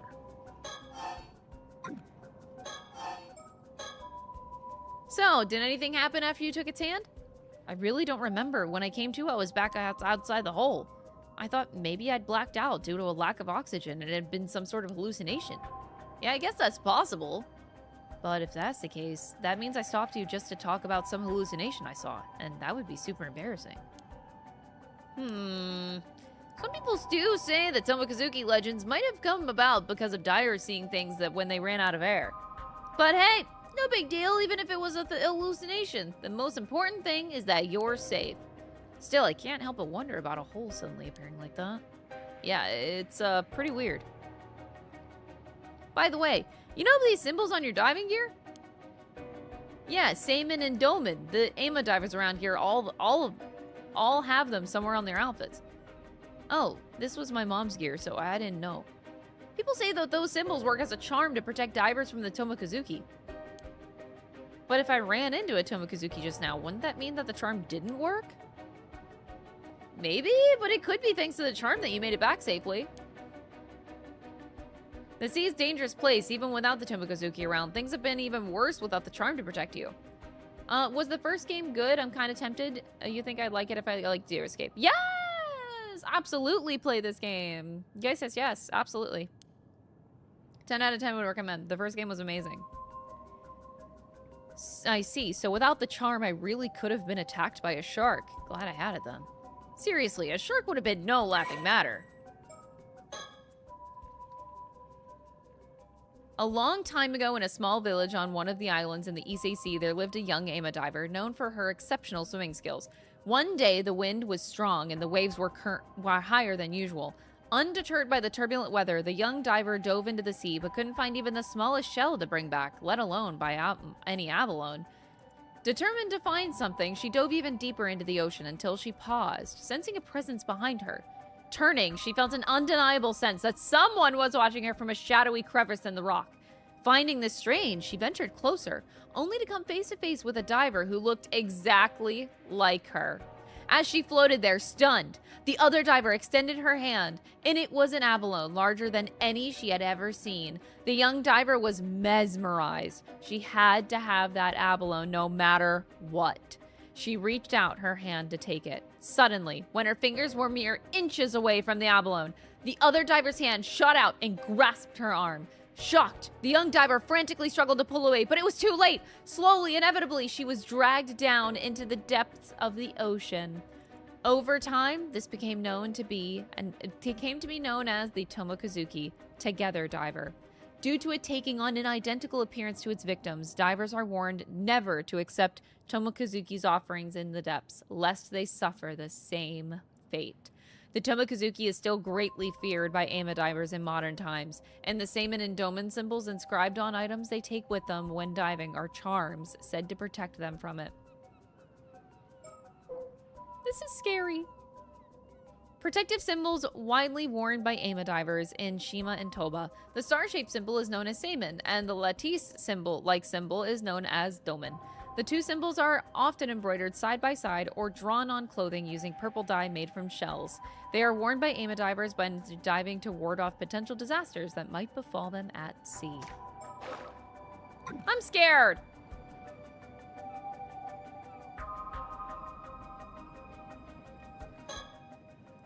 Hey, Izumi, about the Tomokazuki? Do you think it has anything to do with what we're looking into? Recollection? Or investigation, eh? If so, could your mom have become an Ava diver because she wanted to find the Tomokazuki? Was I supposed to press it? Oops. But she wouldn't have worn something with this charm on it if that were true, right? Good point.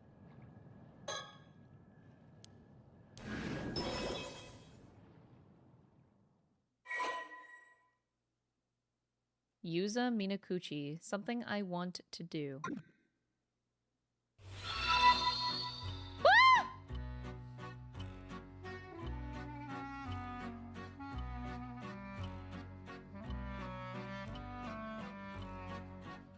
Thank you for the 5-month resub. I don't know who that person is though, that you're talking about. I'd like to take this chance to inform you about a unique ability of yours, the recollection feature. But to make things clear, I must first tell you about the story chart. From here on, you will return to this screen, the story chart. It breaks in the story. That's the detective from the last game? Oh, Tsutsumi. Oh my god. I'm an idiot. The cop guy from the last game. Tsutsumi kind of is a dilf. I'll admit that. Yeah, he was hot.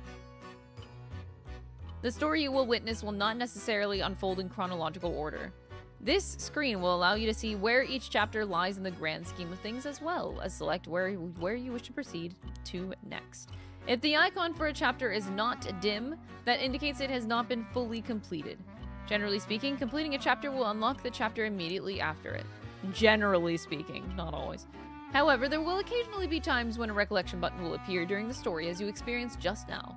Pressing the button will allow you to delve into a memory evoked by certain words in the text, which will in turn unlock a new chapter in past recollection chapter for you to experience. A most remarkable ability, is it not? Once you have unlocked such a chapter, it will become available in the story chart for you to peruse as you wish. This ability will be key in unraveling the tale before you, so do be sure to press the recollection button when you see it come up. With that, please enjoy the continuation of this tale.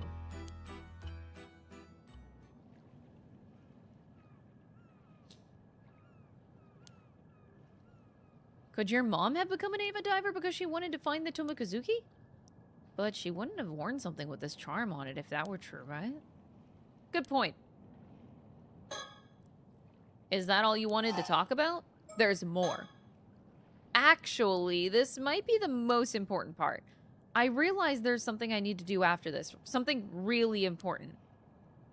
So you found a lead down there after all. I'm serious. If I don't pull this off, something terrible is going to happen. Hey, I believe you. Go on. Tell me everything.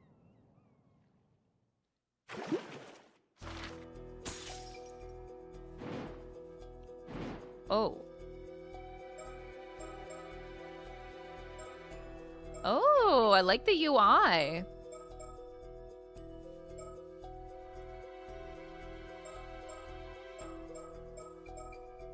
Something I want to do. Let's go back in the past.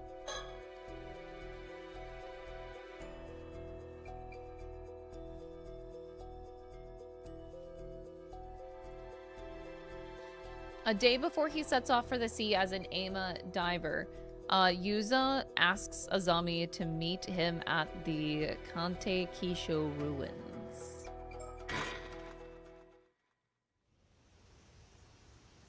August 6th in the afternoon.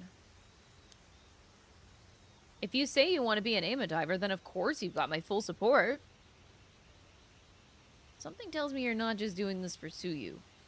People are bound to talk if you become an AIMA diver here. You must have some other reason, one big enough to risk everyone running their mouths.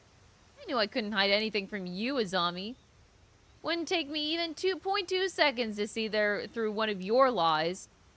So what's up? Tell me everything. These are the ruins of the old wartime building, the Kantekisho. The building's been abandoned, so hardly anyone ever comes here, which makes it the perfect place for private meetings. The remains of the wartime structure are located atop a hill at the eastern Kamishima. It was constructed to observe the impact points of shells fired from a test firing range operated by the former Army Ministry at Cape Irago on the opposite shore. Similar observation facilities were also built on Sugishima Island and in Ejika, a town on the Shima Peninsula. Having been abandoned after the Second World War, the observation post had since fallen into disrepair, and entry is now forbidden to the general public.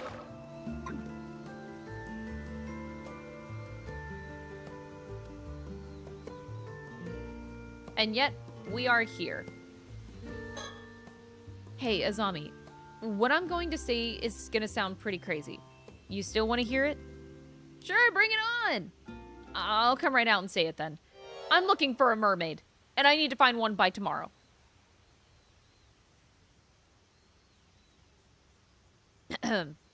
What? Oh, a mermaid, and by tomorrow at that. That's gonna be tough. I'm being serious! In fact, I've never been more serious. I really do have to find a mermaid by tomorrow. I can tell you're not joking by the look on your face. You've got some sort of reason for saying this, right? Go on, I'm listening. Thanks, Azami. Even though he's got a lot on his plate, Azami agreed to meet up the moment I said something. He's been looking out for me ever since I came back. I couldn't ask for a better friend. I should be able to tell Azami everything, right? Mermaid search reason. Is it okay if I talk a little about the disaster from 5 years ago? Ah, the disaster, huh? If you're okay with it, sure. I was in middle school at the time, and my parents had taken me out into the bay on a little fishing boat. This massive storm came out of nowhere and sank all 3 fishing boats that got caught up in it. I was the only one who survived. Yeah, it was really terrible. A localized storm that broke out in the sea to the south of Kamishima about 5 years ago, resulting in a maritime accident in which a total of 10 people went missing. 3 fishing vessels that had set out to sea from Kamishima were suddenly caught in an unanticipated storm and foundered, leaving all but one of the 11 fishermen and AIMA divers on board missing. When the ships were later dredged up and searched, not a single body was discovered. The sole survivor was Yuza Minakuchi, who was a middle school student at the time. His parents, Tosuke Minakuchi and Mare Minakuchi, were as well as Azami's father, Kyokichi Kumoi, were also among the victims. Locals in the area reportedly heard an eerie rumbling from the sea on the morning of the incident. Okay, I'm creeped out.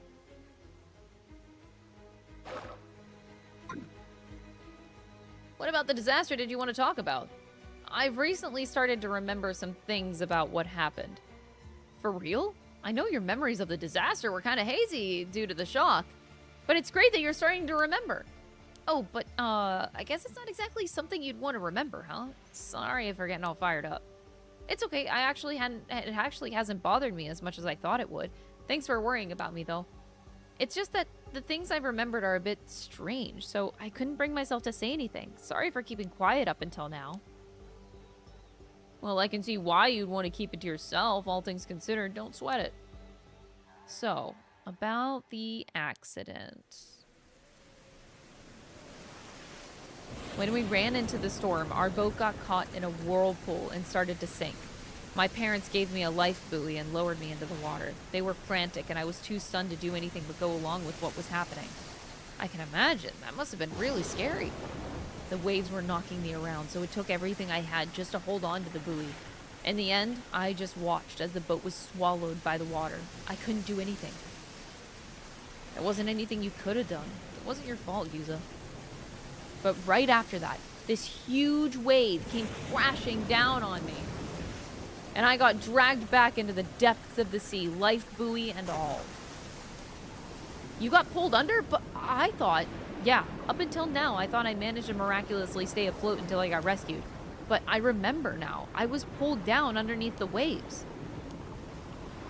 I remember being caught in a current and tossed all about the underwater. I couldn't breathe. I was so sure I was going to die. But then someone grabbed my hand. Wait, are you saying what I think you're saying? I was barely conscious by that point, so it's not like I saw them clearly or anything. But I'm certain someone was there with me. Someone who grabbed hold of me and pulled me to safety. And from what I remember... You're saying that they were a mermaid? So you were saved by a mermaid? I'm sure of it, and it looked exactly like what first comes to mind when you hear the word mermaid. But it was a really extreme situation, so it's entirely possible I was just seeing things. Which would mean I called you out here just to talk to you about some hallucination I had, and if that's the case, I'm gonna be super embarrassed. You're standing here talking to me now, right? So you must have gotten out of that situation somehow. And I can't imagine any normal person being able to stay afloat in a storm like that, let alone managing to save someone. Same, you'd have to be some sort of superhuman or something, or not human at all. Man, you would have guessed there were mermaids here in Issei. If I really was saved by a mermaid, I owe them my life. I'd like to thank them in person if possible. Okay, here is the theory, chat. I got one. So Yuza is dead. The guy that is Yuza right now is actually a mermaid. So the real Yuza died. This is question mark person. We don't know who this boy is. But I think he's just a mermaid in disguise. What if this mermaid that he thinks that he saw 5 years ago save his life? What if it actually consumed him and took his body? What if it was an evil spirit of a mermaid? So the Yuza that we see is like the body, maybe it's the body of Yuza, but the soul and the mind are essentially this mermaid all along. So that's why you're looking for them, huh? Well, if we manage to find them, I've got to thank them for saving you too. I was thinking of heading to where the disaster happened and diving there to see if I could find anything. Are you sure? You almost died there. I'll be fine. In fact, since I've never gone there since the disaster happened, I was also thinking I'd like to do something to honor my parents in your dad's memory. Yeah, I'd like to at least offer flowers, if nothing else. The others here have always kept their distance, but it's not like going there is forbidden or anything. Let's do it. Thanks, Azami. I owe you one.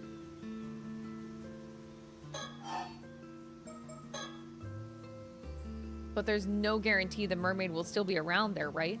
I'm thinking it'd be good to have more of a lead before we head out there. About that, do you mind if I say something crazy? You remember my mom, right? Of course I remember Mrs. Mare. Well, she wasn't originally from Kamishima. But she met my dad when she moved here and ended up marrying him. But even to me, she never seemed to really fit in here. I can't really disagree there. She never spoke to me much either. Dude, she looks dead inside. Wait. What if his mom was the mermaid? She never fit in. She looks weird. I don't know, man. I've seen a lot of women in my life, and I've never seen a woman like that. Some people even outright told me not to talk to her, you know? She said she was suspicious because we didn't know anything about her, stuff like that. I guess that's understandable. She didn't really involve herself in community activities and almost never participated in local events. It felt like she was always keeping her distance from the other islanders somehow. 20 years here and she was still considered an outsider. I never knew how to bring it up to you, but I always kind of wondered. Was there some sort of reason for that? Not as far as I know.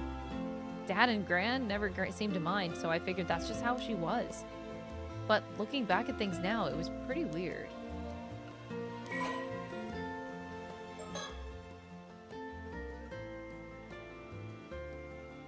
Having gone missing in the Kamishima Southern Sea disaster 5 years ago, she was declared dead a year later after search parties found no sign.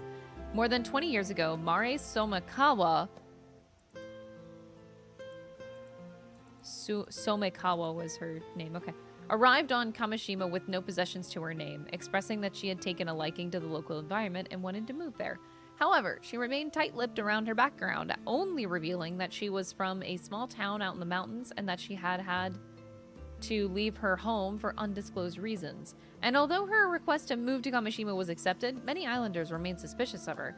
After settling on the island, she showed an interest in the Ama lifestyle and eventually took it up after displaying a talent for freediving, with Tsuyu Minakuchi acting as her instructor. During this time, she grew close to Tosuke Minakuchi, Tsuya's only son, and eventually married him a few years later. The two would go on to have a son of their own whom they named Yuza. Despite this, Mari was unable to fully shake the air of mystery that surrounded her, and many islanders continued to question whether her presence on the island might cause trouble down the line. Something of a free spirit, her nonconformist ways, and somewhat naive personality meant that she was often absent from local activities, leading to further criticism from a portion of the population. Some also reported frequently spotting her wandering the island after she moved there, seemingly looking for something or catching sight of her doing something on the shore in the middle of the night. Fortunately, her mother-in-law, Tsuyu Minakuchi, was a person of no small influence on Kamishima, and no one dared to openly persecute Mare under Tsuyu's watchful eye. The three generations lived peacefully under the same roof for more than 10 years until the Kamishima Southern Sea disaster tore them apart. Since her disappearance in the disaster 5 years prior, a growing number of people have accused her of somehow being responsible, citing her various instances of suspicious behavior as justification. Alright, so after reading this, new theory. So Yuza's mother was a mermaid. She single-handedly caused the abnormal weather pattern to happen that took the ship. So that's why her first instinct, whenever the ship was going down into the whirlpool, her first instinct was to throw her son overboard with a life buoy. She did that on purpose. And then she also jumped out, maybe later, without her husband seeing or something. And then she's the one who saved her own child, because she's the mermaid. So why would she then kill all of the people that were on the boat? Like, murderous intent. She killed everybody. Well, her motive makes sense. If she's the one that caused this disturbance to happen and kill all these people, 11 people on the boat, well, 10 on the boat, including herself.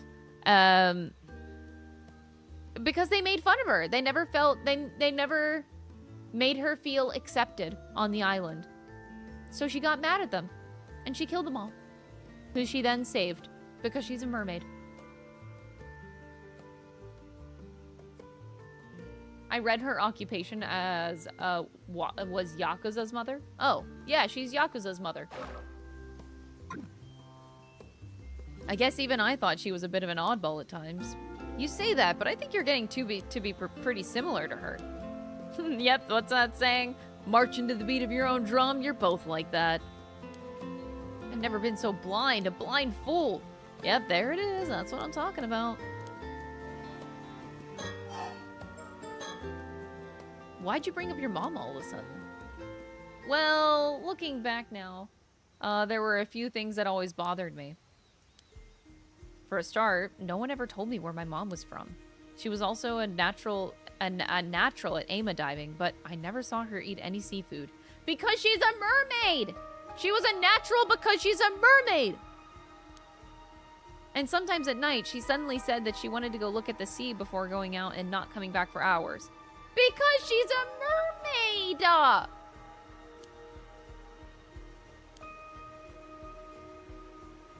That's not all. When I was sorting through my mom's belongings, I found this.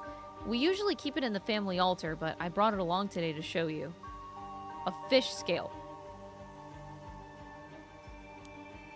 It's got to be at least 7 or 8 centimeters long. I always just figured she held onto it because it was a rare find. But once I remembered the mermaid, I began to wonder. What fish could this scale have come from, and why was my mom holding onto it? Whoa, whoa, whoa, whoa. Hold it right there. You're not saying... The mermaid who rescued me back... Oh.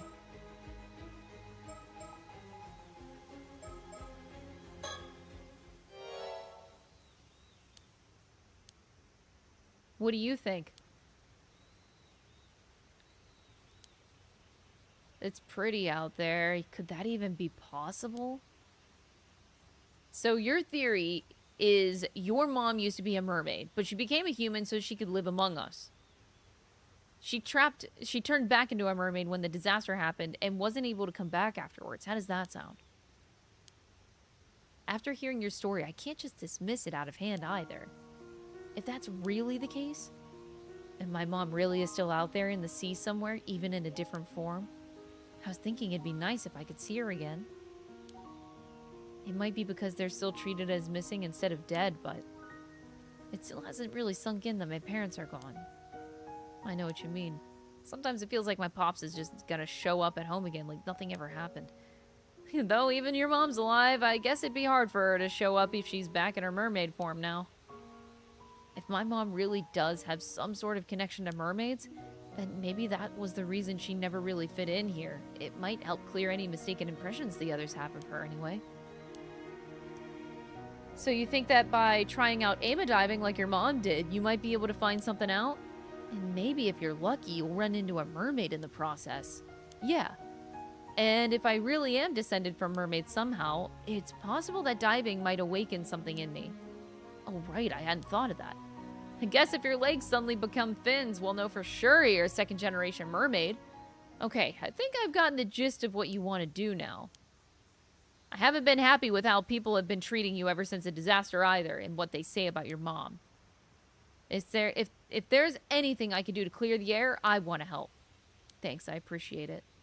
I don't know how people will react if you suddenly start talking about mermaids. It might be best to just keep quiet about that part for now, and just say you're looking into your mom. What do you think? I think that would be best. Now we've got that settled, how about we head out tomorrow morning? That sounds good to you?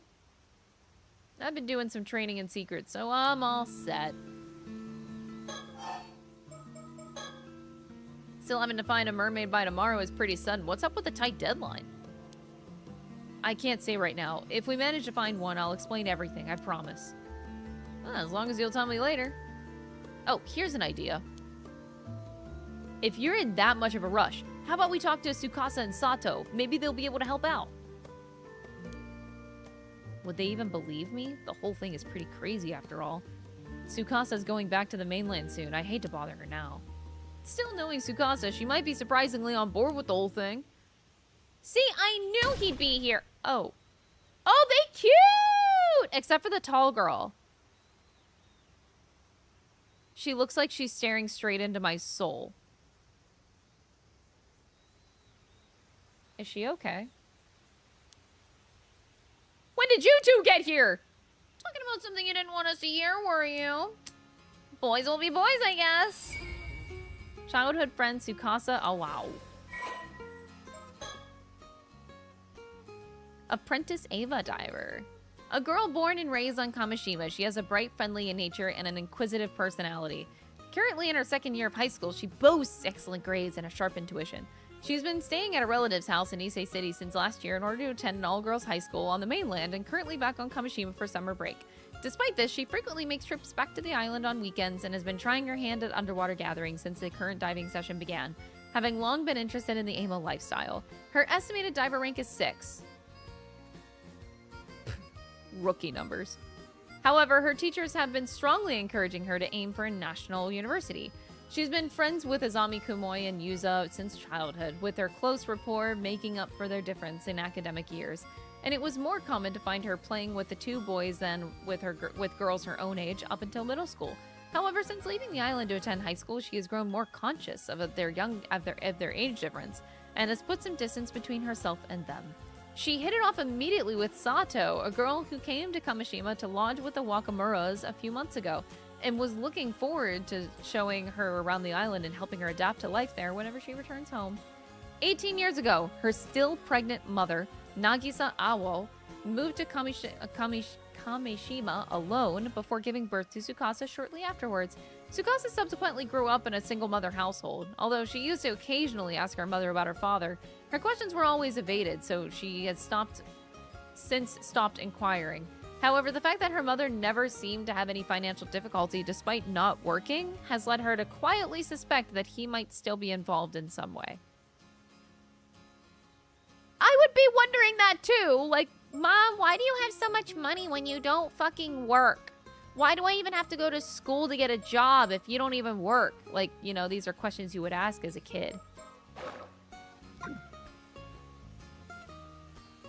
Hey, you got us all wrong. We weren't talking about anything like that. Yeah, you gotta hear me out, Tsukasa. I was powerless to resist. I refused at first, but Azami insisted and... Oh, tell me more. You might as well admit it, Yuza. And Sato, what's with the sudden keen interest? Enigmatic girl. Okay, now we learn about Sato, the creepy girl. She's a house guest. A mysterious girl currently lodging with Shinobu Wakamura, a local Kamishima magnate. Roughly 3 months ago, Sato suddenly arrived on Kamishima claiming that she was a child of a relative of the Wakamuras. What? She showed no sign of attending school or doing any sort of work, instead spending her days holed up in the Wakamura household, leading many islanders to wonder just who she is and what she's doing here. Those who know about Wakamura's high-interest money lending behind the scenes speculate that she might be the daughter of one of his borrowers, sent to work as a domestic servant to pay off a debt. But Sato herself is extremely easygoing and doesn't seem to be bothered by the endless rumors.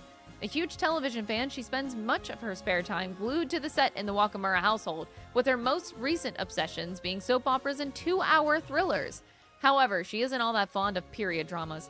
She is a good friend with Tsukasa, who is close to her in age, and the two can often be seen enjoying themselves wandering the island together.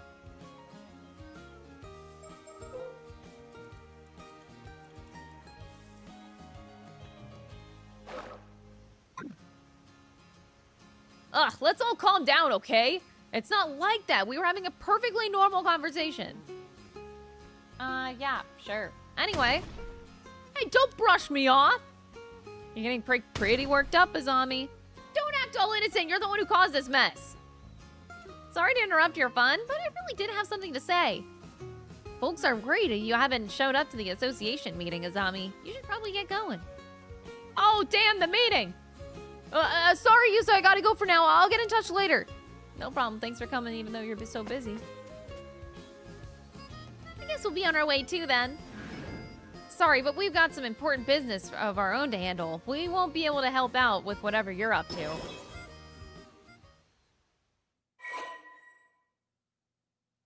advice. So, oh, look at her smile. Oh, I actually love Tsukasa's smile. So, did you hear what we were talking about? Only the part where my name came up. I didn't want to be nosy, though. I see. Well, thanks for coming all the way out here to get Azami. I don't know what you guys are up to, but you piqued my interest. Be sure to tell me all about it later, okay? Anyway, see you later. Come on, Sato. Roger.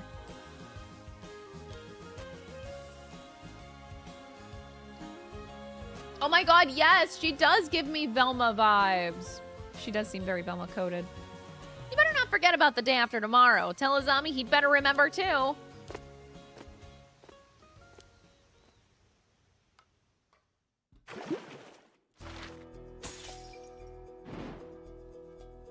Ooh, so now we can follow Sato, huh? Interesting. Having grown close to each other, Tsukasa Awao tells Sato that she has something important to discuss. Sato! You got a sec? So, I was hoping to get a bit of advice. Thing is, you're the only one I can really talk to about this. Sure, what's up? If you've got a problem, leave it to me. Kamishama's living, walking, talking encyclopedia. What? Wow, that's a pretty impressive title, Miss Encyclopedia. Although, I think the walking, talking kind of implies that you're living already. Either way, I hope you can help. You know that even if it kills me, I'll squeeze every last brain cell I've got to help you, Tsukasa. Ugh, right, but you're supposed to be a living encyclopedia, so please don't go dying on me. Thanks for being there for me, though. Come on, let's go somewhere with no one else around. Okay. Can I just say, I have an observation, chat. It's gonna sound really stupid, but hear me out, okay? This is quite stupid.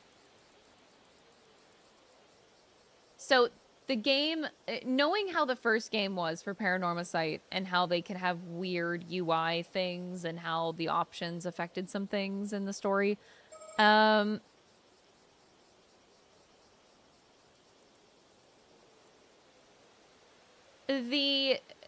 difference between the blue and the yellow text. So the blue text means that you can find the information in the files. That's what the storyteller said. And yellow being the opposite. Tsukasa's name being in yellow makes me think that she doesn't exist. She's not real. Because she's in her files, so her name should be blue. And I also noticed that whenever you talk as Yuza to Azami, his name was blue. So Tsukasa being a yellow name is weird to me. It's striking me because it should be blue. It should be blue! But the fact that it's not blue, Tsukasa isn't real! She's not in our files. That's all I have. Sorry. It's just something I'm observing. And it's probably really stupid. I told you it was stupid.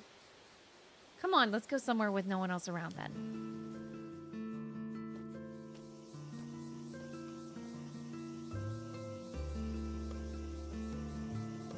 Pardon me a moment, young ladies. Yes? You mean us? Sorry for the trouble, but I was hoping to get some directions. Oh, are you here for sightseeing? Welcome to Kamishima. I'm afraid it's not quite as relaxing as sightseeing. We're looking for the Wakamura residence. Would you happen to know where it is? The Wakamura residence? May I ask who you are? Oh, of course. Please pardon my manners. My name is Yumeko Shiki, a housewife from over in Tokyo. Tokyo housewife, huh? Oh, a housewife. And this here is Sodto Kiryu. He's something like an assistant to me. My pleasure. Okay. These are extremely, creepy. A housewife from Tokyo who came to Kamishima to visit Wakamura. That's it? That's all we get on this woman? Sus.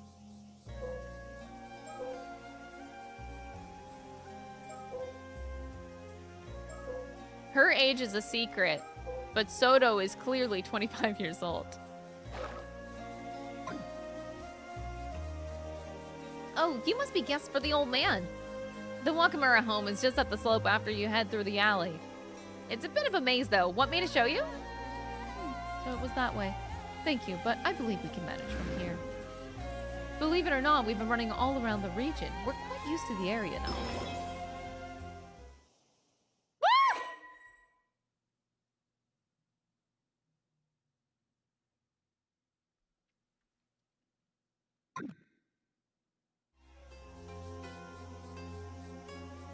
Got it. Take care then. Ma'am, is something the matter? No, it's nothing. I'll tell you later. I just realized. Wait, holy shit.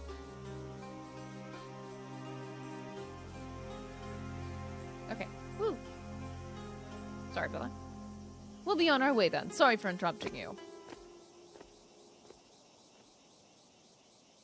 Those two had a really strange vibe.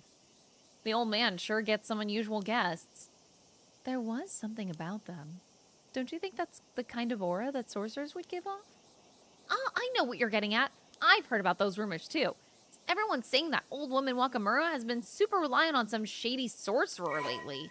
What? Shinobu Wakamura? The single most influential person on Kamishima.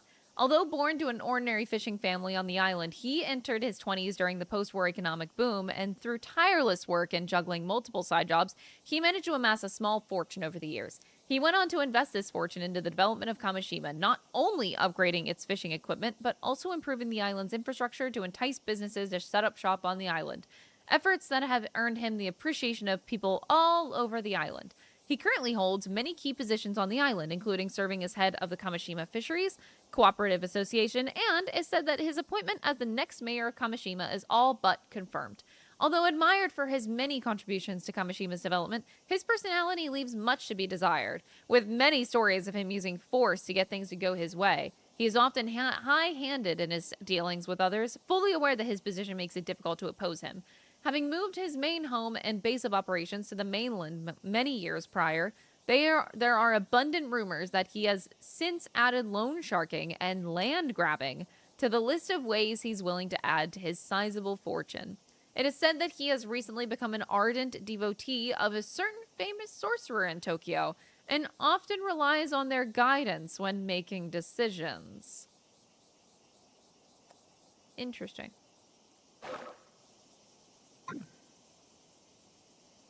They did say they were from Tokyo. Maybe they really are sorcerers. And whatever. Come on, Sato. Let's go.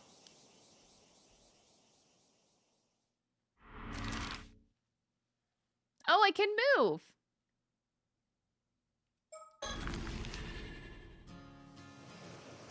Thank you, Samuel. I appreciate it. August 6th, afternoon. Okay, this spot should work fine. Oh man, now that I'm actually about to talk about it, I'm getting super nervous. This little bay is quite hard to find, so hardly anyone ever comes here, including tourists, which makes it a great place to talk in secret.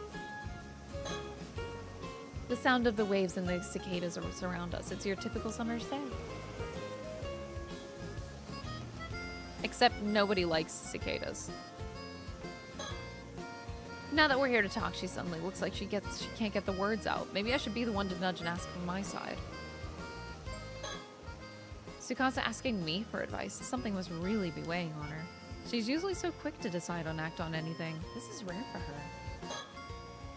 Alrighty, you said you wanted some advice, so let's hear it. How can I help you, Miss Tsukasa?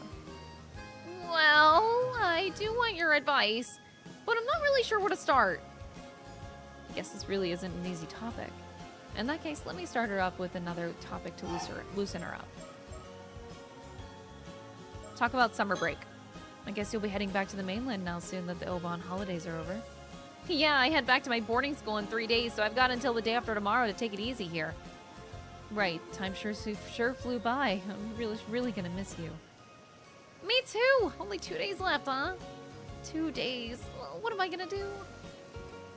I guess whatever she wants advice on is time sensitive? So the plans you were talking about for the day after tomorrow, I guess it's a get-together with the others before you head back? Yeah, that's right. Plans with Azami and Yusa. I couldn't give them much time this trip, so I figured that they might be feeling a bit left out. Makes sense, you're pretty close friends. Totally! Even grown up, they still do the dumbest stuff. Just can't leave them be. Maybe I should leave you to enjoy it without me then? No way! They're the lucky ones who have someone as cute as you to come along with me. As cute as you, Ayo? What? Man, can't believe my summer break's already coming to an end. Oh, Tsukasa, that reminds me. Did you catch the 2-hour suspense drama the other day? Oh, right! You said that you were looking forward to it. I didn't see it. Ma was watching a period drama. Darn, that actor you had a good part. He turned out to be the killer, though. Oh, I wish I could have watched it. You did just kind of spoil it, though. Wish we had a VCR like yours. You can recommend music shows and watch them over and over. That sounds amazing. How many houses on the island have one, though? I know it's a bit of a luxury, but being able to record and keep TV programs is the best. You love TV way more than I do. It's great. You can enjoy it whenever you like.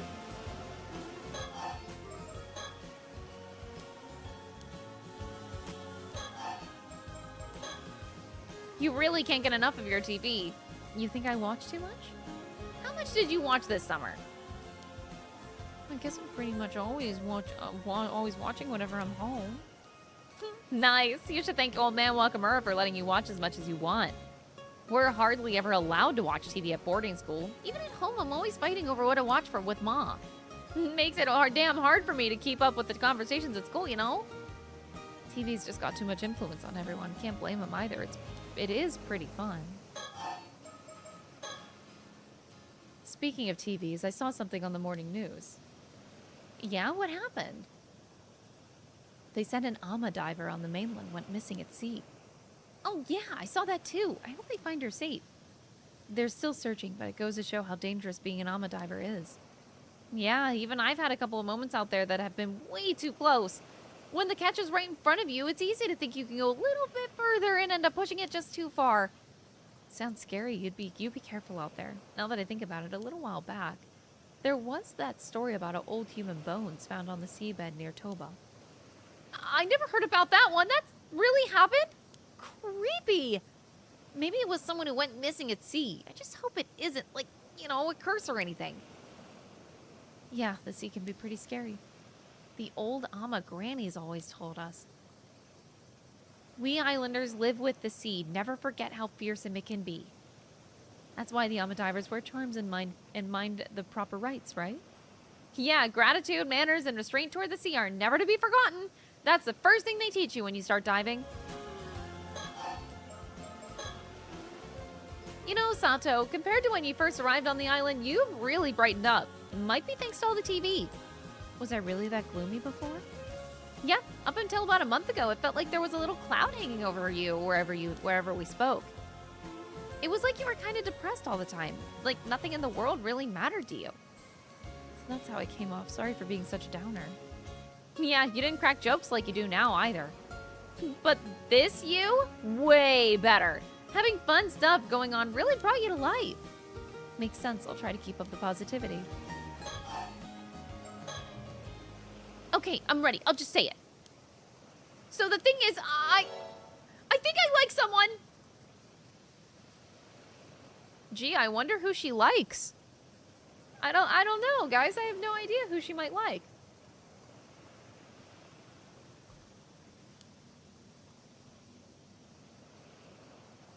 All right, go on.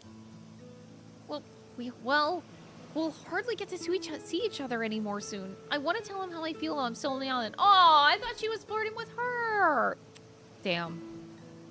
Makes sense. I'll help however I can. As Kamashima's living encyclopedia, I've seen this all on TV before. I probably know a thing or two that can help, for sure. Yeah, you don't sound all that confident, which kind of makes me a little nervous, but I can tell you mean it, thanks. I just don't really know what to do. So which of the two is the lucky guy? What do you mean? Oh wait, don't tell me you think I like Azami or Yusa. You mean it's not one of them? Me? falling for one of them? Not a chance. They're basically like brothers to me. I could never picture a romantic relationship with them. Boo!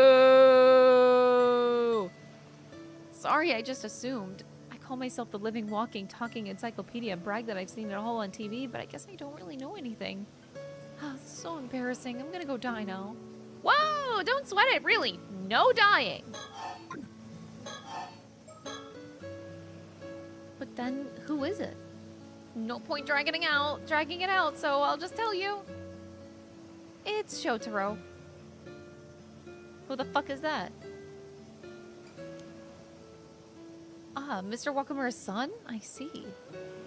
He's sincere, smart, and pretty handsome. I can see why you'd like him. Right? He's back visiting the island at the moment, but he usually goes to university in Tokyo. I've secretly admired him for ages, but I always thought that he just saw me as a kid. I figured he'd never be interested. But now I go to school on the mainland by myself, and I'm even working as an IMA diver. I think he might see me more as an adult now.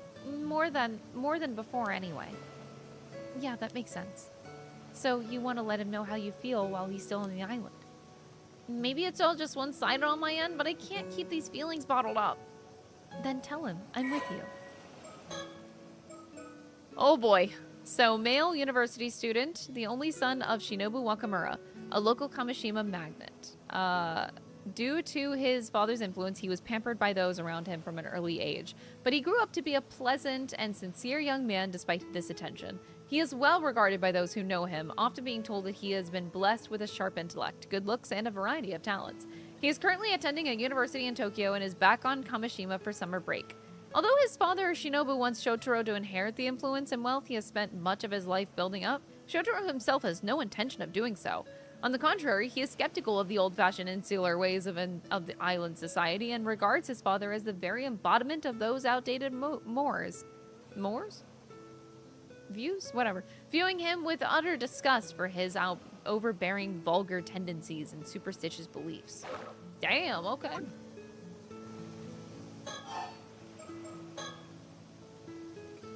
I want to tell Shotaro how I feel by the day after tomorrow. What do you think I should do? You're staying with the Wakamuras right now, right? Know anything about him that might help? I'm afraid Miss Encyclopedia might not have that kind of info. You don't have much info at all, do you? He's honestly not home most of the time, so there's a lot I don't know about him. Feels like he's always got something to do, checking in on folks all over the island. I don't suppose you know if he has a girlfriend in Tokyo or anything. I'm afraid I'm not sure. Tokyo's packed with beautiful girls, right? A guy like him won't be left alone for long. From what I've seen, I haven't noticed him keeping in touch with anyone. Then what about what he likes? Something he'd be happy to get. Nothing's come to mind at all. I really may as well just go die somewhere. Come on, don't say that. Thinking it through with me is more than enough. You've got to stop joking about dying like that. Oh, Tsukasa, how about this? I'm pretty sure I can ask Shotaro to meet us somewhere. I'll organize that for now, and we can plan from there. How does that sound? Ooh, it sounds good. Thanks so much, Sato.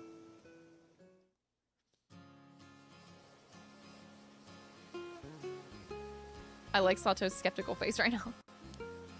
We kicked around ideas the whole way back, but in the end, writing a love letter and handing it to him is the best call. That's the plan, yeah? Yep, since way back when, the tried and true way has always been a love letter. Yeah, this is gonna go well. This is gonna go really well. A classic method. I like it. You're heading out to dive tomorrow, right? Yeah, weather is looking good. Then I'll ask him to come to the bay a little afternoon. That work for you?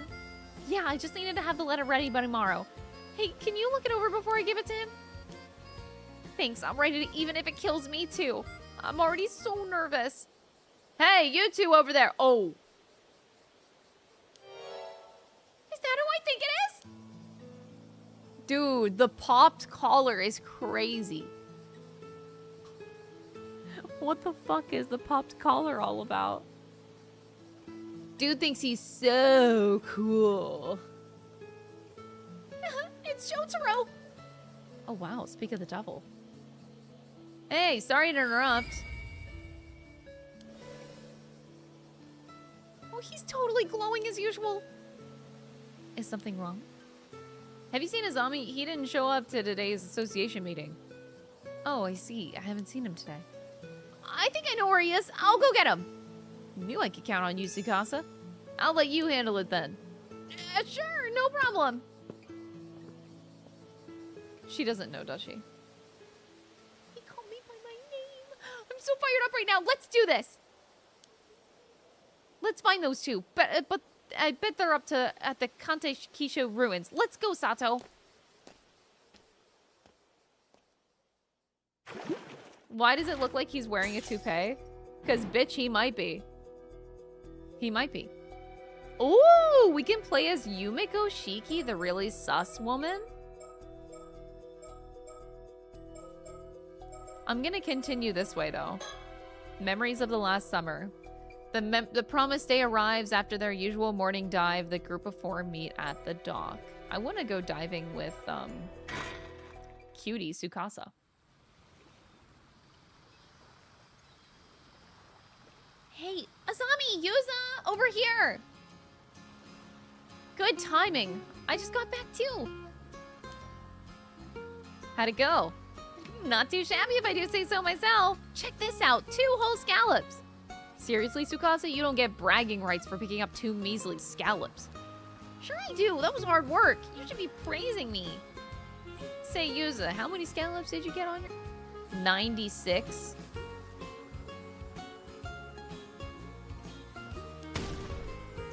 No way! Are you kidding me? Guess there's a good reason they call you the patron saint of diving. 96.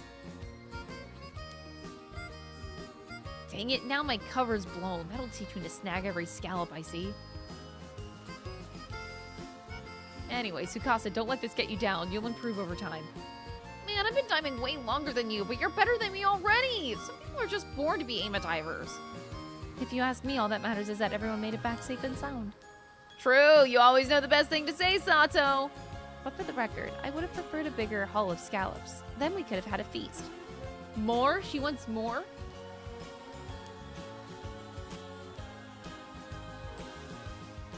So, what's the plan for today? Remember, Tsukasa, it's up to you. Right, we promised we'd do whatever you wanted today. You name it, we'll make it happen. Now that's more like it. Let's see. First of all, I want us all to go for a swim in the sea. Sounds great. Can't even remember the last time we did something like that just for fun. Right, I want us to forget work and just enjoy the sparkling sea for a change.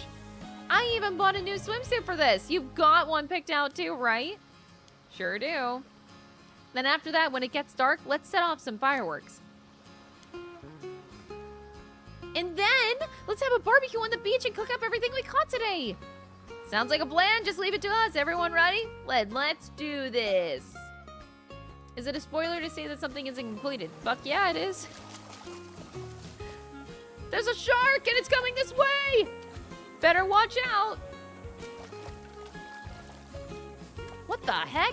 I'm a good swimmer, but there's no way I'm good enough to outswim a shark. It's okay. I'll keep it pinned down. Just get out of here while you can. Oh my god, they're idiots. They're idiots. And here, take it in here. Take this pin as something to remember me by. Keep it with you always. Sorry, Yusa. I don't really take shark fins that much. My heart. Look at the sea. It's like there are diamonds floating on the surface. Really sparkles, huh? Sure is pretty. That shark's pretty cool. Should have picked a shark instead of a life buoy. He's having such a blast, I can't bring myself to ask for a ride on it. Aww, this is pretty cute. Pretty cute.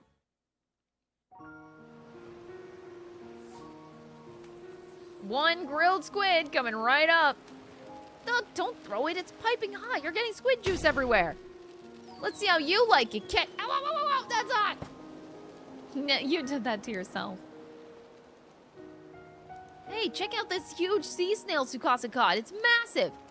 That's right, I may still be a rookie when it comes to scallops, but I got a haul of sea snails to make up for it.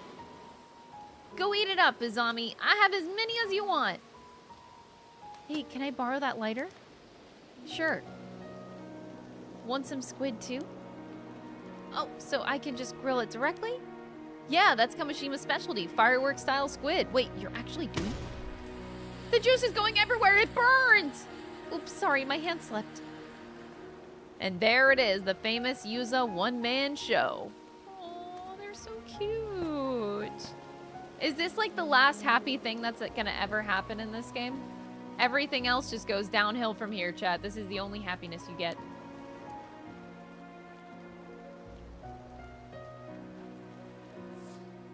That's it. Damn shame. Everything is depressing now.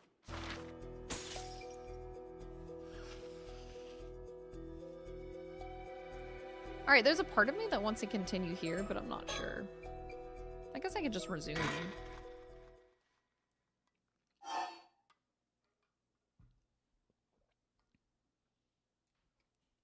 Oh, I love this new feature. I wish they had that in the first game.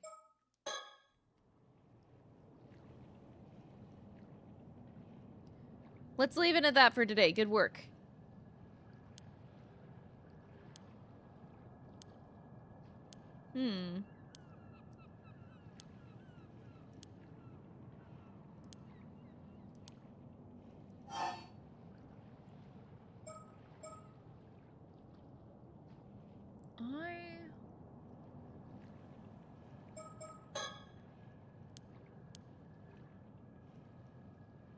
I guess I can think.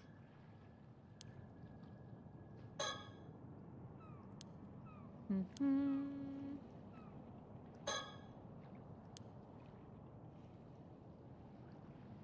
I miss something? Can't look down anymore.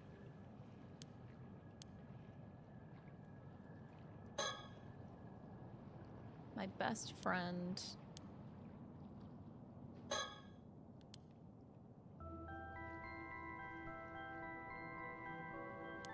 I think I can skip all of this.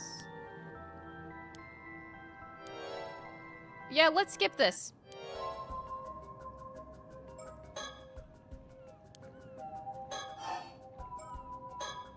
I don't want to see that again.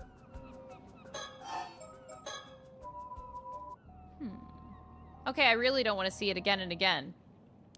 I'm good.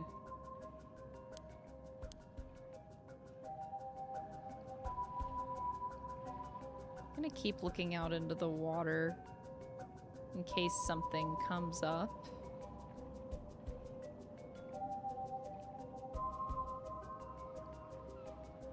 Huh.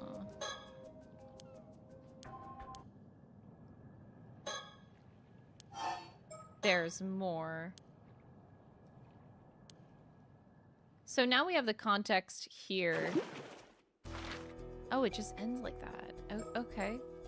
Okay, we'll come back to it later then. Alright, so Yumeko.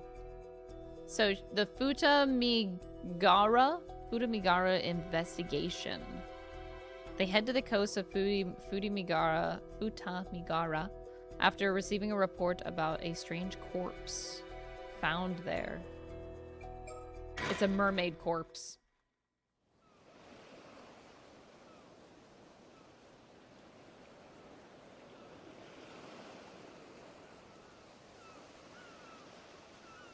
Mrs. Shaky, there you are. Sorry for calling you all the way out here.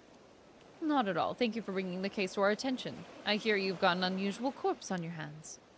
Well, forensics aren't here yet, so I honestly don't know whether it could be called a corpse or not. But I do know that it'll cause quite a stir if anyone catches sight of it. So right now, we're just trying to keep the busybodies out of the way. Sure am glad it happened while you were still here, though. What with you being from the Tokyo Metropolitan Police and all. Prefectural Police Detective. Masaru Ide. He's a detective? Why does he remind me of Adachi? Still in the water over there where it was found. Feel free to go ahead and examine it. Vision ability? What?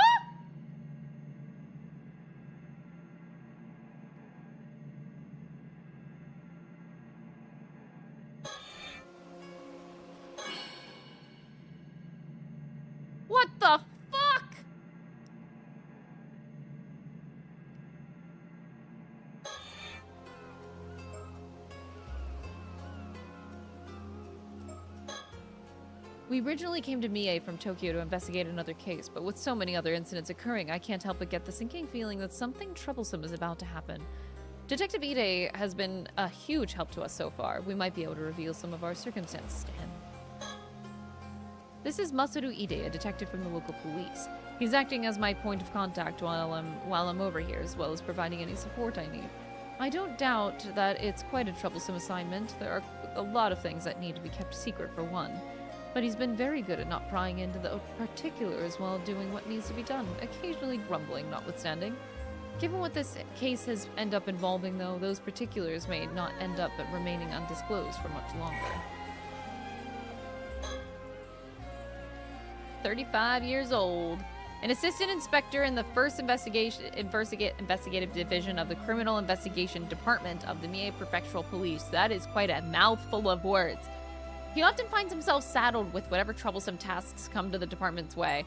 Something he makes sure to grumble about each time, but is a proficient detective in his own right, being diligent in his duties and having passed his promotion exam without difficulty.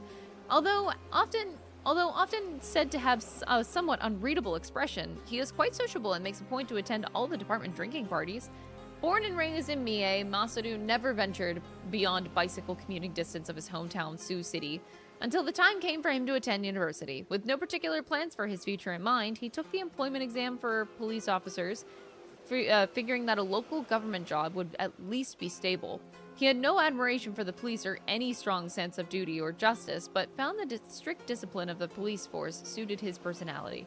He quietly married a fellow classmate from the police academy soon after graduating, and at home he takes on the role of doting father to 2 sons and a daughter. If pressed to discuss his hobbies, they would include walking and combination puzzles. Strangely enough, he often happens to be walking nearby whenever incidents occur, leading it to him being the first on the scene, even when off duty. Something his colleagues frequently tease him about. Yeah, they tease him about it. That's a little bit sus. Isn't that a little bit weird? Like, does no one suspect him? Is that just off the table all the time? He seems the sort to find hard work troublesome, but he's proven himself to be quite the thoughtful individual. If this attitude of his is a deliberate ploy to get those he's dealing with to lower their guard, he's certainly not one to be underestimated. This is Futamigara, the coastline just northeast of Ise City. It's a popular location for tourists, and there are several beaches located nearby as well, so a bunch of people are milling around. It certainly is an impressive sight. It's too bad that we couldn't come here as simple tourists.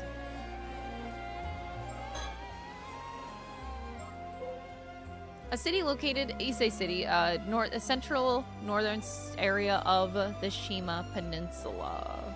Oh. The northern part of the city is on a plain directly facing Ise Bay, while the southern part is on a more mountainous land surrounded by hills. Having long flourished as a town leading up to the Torii Gate of Ise Shrine, it stands out as a particularly popular tourist destination, even among the many attractions in the Ise Shima area. The city is sometimes referred to as Shinto, meaning the city of gods. Although best known for Ise Shrine, many other temples and shrines can also be found within the city. The land overlooking Ise Bay is blessed with an abundance of beautiful scenery, including Mount Asama, which was included on a list of 100 famous Japanese scenic spots during the Showa era. And then we have Futamigara, is the name of the stretch of coastline along the Futami town. So named during the events of this story, it has been merged with Ise City. Okay. In the Watarai district of the Mie Prefecture, as part of the Ise Shima National Park, it has been designated as a place of scenic beauty and considered one of the most scenic spots in Japan. The name Futamigara is said to originate from a visit to the area by Yamatohime no Mikoto. According to legend, the area's beauty caused her to turn to look back upon it, leading to Futami, look twice, being part of its name. That's cute lore. The sound of the waves and the buzz from the onlookers fills the air around us. I suppose it's inevitable that the police being around would draw people's attention. I just hope it doesn't cause commotion. I like the corpse just fucking sitting there. This is Sodto Kiryu. He's worked with me on as my assistant for a long time now, although he usually makes his living as a psychic detective. Psychic detective? Excuse me? He is not officially with the police, but with my assignments being what they are, he has special permission to accompany me on investigations. He's a... What?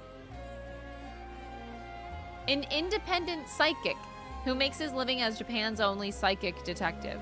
Only? Sodto has no permanent residence, instead traveling throughout the country for training and resolving any metaphysical incidents he comes across, something which eventually led him gaining his current moniker within the industry. Although he has a calm and taciturn personality and is possessed of a sharp mind, he is surprisingly sensitive by nature. However, this trait does not extend to mercy towards spirits and other phenomena, which he often ends up subduing by force. Primary spiritual abilities. Curses. The ability to use particular curses to inflict harm or otherwise negative effects on others. What? Effects range from forcibly binding a target in place to dealing fatal wounds. The stronger the curse's effect, the greater the burden on the user. What? He can do that? Shagan. The ability to see the face of a deceased individual's form from their remains, allowing for recreation of their features via portrait sketch. Only a small piece of the deceased remains is necessary to use this ability. However, enough of the thoughts and desires of the dead individual must remain for it to be effective. What the fuck? The Feast of Shadows? Oh, what? The ability to create a domain in which the potency and range of certain types of spiritual abilities are increased. Only effective at night, Sodto himself is able to create a domain up to 1 kilometer in range.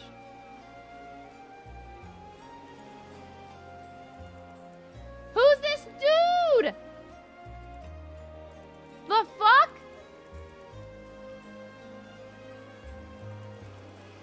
Domain expansion. Oh my god.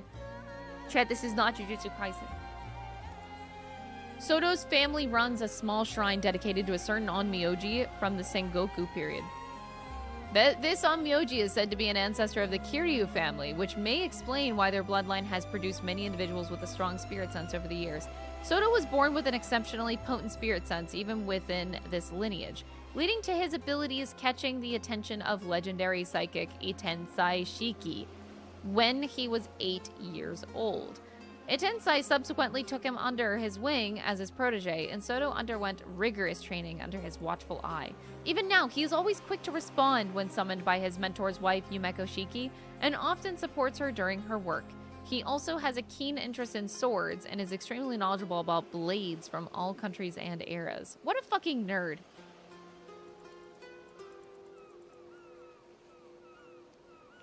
What?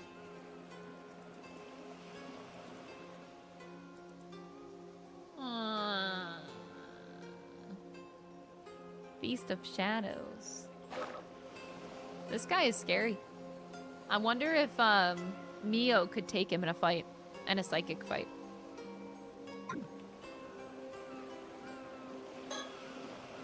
He has his gaze fixed on the corpse ever since we got here. I suppose he's curious to know what led to this to its current state.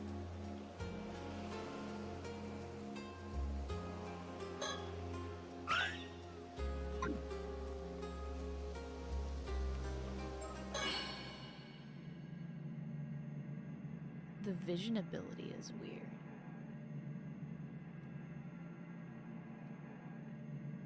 Huh. Is there anything that stands out to you so far, Sodto? I'd like to get a better grasp on the details before saying anything, I think. I'm giving him the nerd voice. Is there anything... Oh, sorry.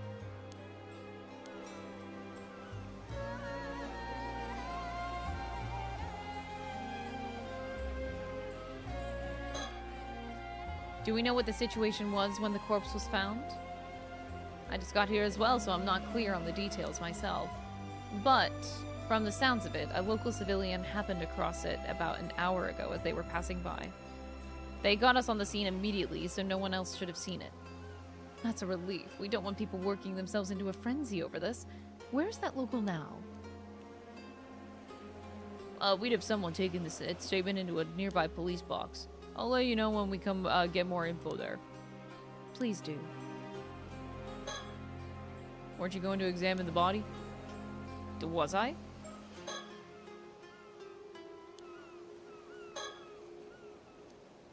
It's a mermaid! So this is the corpse in question, is it? Unusual is a certain word for it. It's all dried up now. It's almost like it's been mummified. Apart from that, it's pretty safe to say this is a mermaid. Let's take a closer look. There's no doubt it has a human head. That's the main reason we went ahead with treating it as a corpse. That makes sense. I can't imagine anyone would have seen a creature like this before, after all.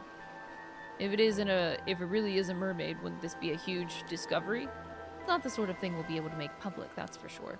I don't suppose we have any way of confirming their identity? Given the state of the body, it's probably be difficult to confirm based on facial features, but we might have a chance using dental records. Though that would depend on if they've ever had a dental exam. I see, that makes sense. I'm kind of leaning towards it being a fake of some kind. What do you think? It's true that there are many of these mermaid mummies discovered were ultimately found to have been man-made in origin. Man-made? What? Why would people do that? What's wrong with you? Mermaid mummy? Relics believed to be either the embalmed or mummified remains of mermaids are preserved in temples throughout Japan. Among them, several are said to bestow blessings such as eternal youth and longevity or sound health, and are treated as objects of worship. In the 1970s, some garnered so much attention after being featured on TV that people traveled en masse to see them, prompting some temples and shrines to discontinue public viewings. Mermaid mummies have also been documented in other countries. In the 1800s, the exhibition of mermaid mummies as exotic curios became a widespread phenomenon across Europe and the United States. Although these mummies were originally believed to be genuine, subsequent analysis has revealed fibers from materials such as wood and paper in their composition, exposing them to be man-made in origin. The quality of some mermaid mummies crafted in Japan during the Edo period were particularly high, with several being widely circulated, especially in Europe. However, the revelation that many of these mermaids were man-made does not disprove the existence of mermaids, and debate on the topic continues even today. People are fucked up! You won't find me complaining if it is. No need to investigate a fake corpse, after all. Maybe that'd be too optimistic, though. We'll just have to see about that, won't we? When I first saw this expression, I thought that they would have died in unbelievable agony, but at the same time, I can't help but feel like they almost look satisfied. Could just be my imagination. It would seem like the fish half of the body begins from the shoulders downward. All the mermaids I've ever heard of have the fish half start at the waist down. If it's fake, maybe whoever made it didn't do their research. Several of the mermaids described in old Japanese legends had their faces as the only human part. Guess that makes me the one who didn't do their research. Is this really is a corpse? I wonder when they died. I doubt their body would have ended up like this, desiccated, if it had been at the sea this whole time. I think there's a possibility that they died shriveled up into a mummy-like state, and then their body fell into the sea and got washed up here. Makes for quite the enigma, that's for sure. No sign of any external wounds. I can't see anything that might have caused their death, at least. Can a mermaid drown? That seems like a silly question. The body's lower half is identical to a fish's tail. If this was a fish, it'd be a pretty huge one.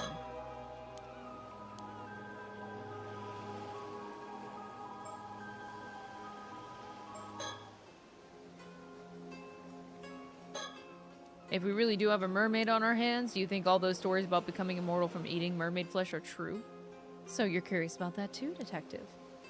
I don't know if I'd actually want to eat it, though. Living forever doesn't necessarily mean you'll be happy, you know? Besides, I can't say that I find the thought of eating meat from this thing all that appealing. I suppose that's a natural response. But there are plenty of people who would be interested in getting their hands on this corpse for that exact reason. I could see that. We might even have people fighting over it if it gets out. All the more reason to try and keep it hidden.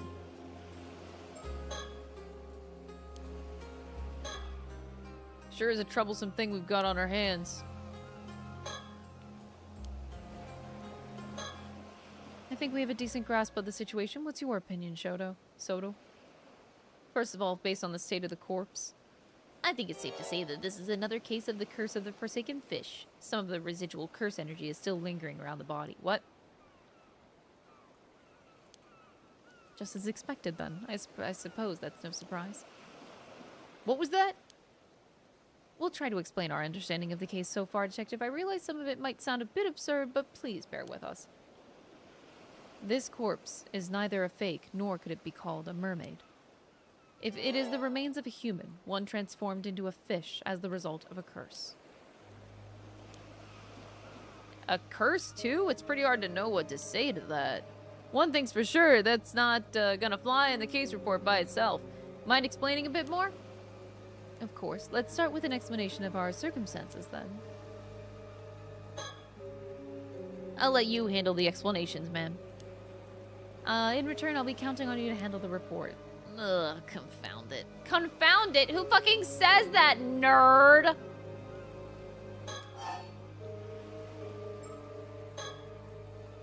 First, I suppose I should start with a brief explanation of the department I work for.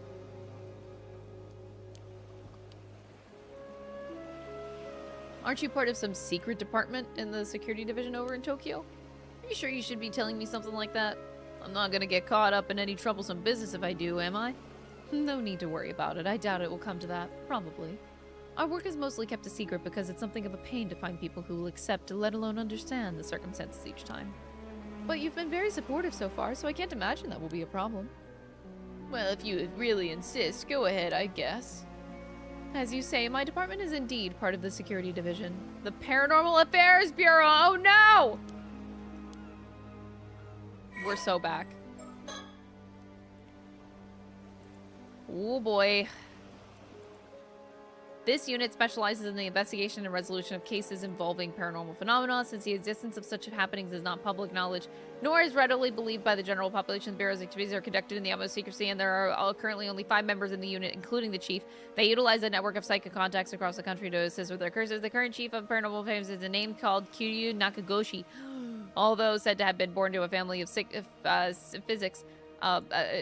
who have been involved in keeping the world safe from paranormal phenomena for generations, Kiryu is an elusive figure. Very few have met him in person, and he is rarely seen in the office. It is said that it is because he has often been the target of curses. However, some theorize that it is in fact because Kiryu is not actually a flesh and blood human, with some going as far as to question whether he really exists. His seat in the office is usually occupied by his familiar, a Nue, a legendary creature found in Japanese folklore. The Nue resembles an ordinary white thrush and acts as Kiryu's messenger, leading to bizarre scenes of police officers earnestly reporting their findings to a bird.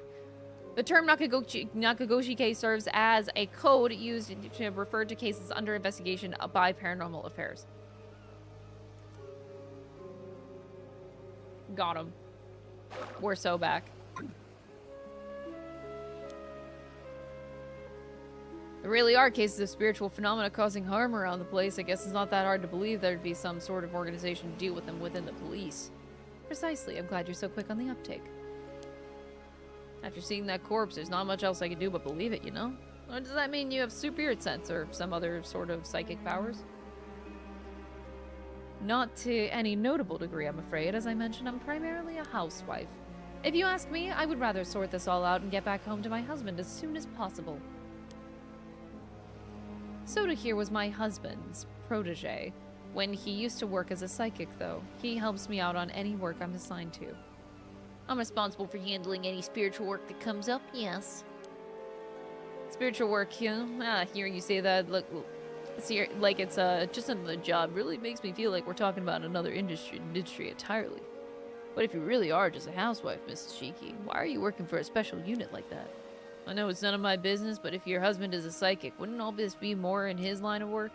True, personally, I'd also rather our roles be reversed. But there are several reasons why that, unfortunately, can't be the case. I don't really know your circumstances, but it sounds pretty nice. Either way, I should be good to put this down as paranormal affairs case, yeah? That should be fine. You can leave the rest of the investigation to us. We'll also handle the report. More specifically, Sodto will. Really, thanks. That'd be a great help. Soto's like, bro, I did not sign up for this. Look at his face. He did not sign up for this. Oh, not again.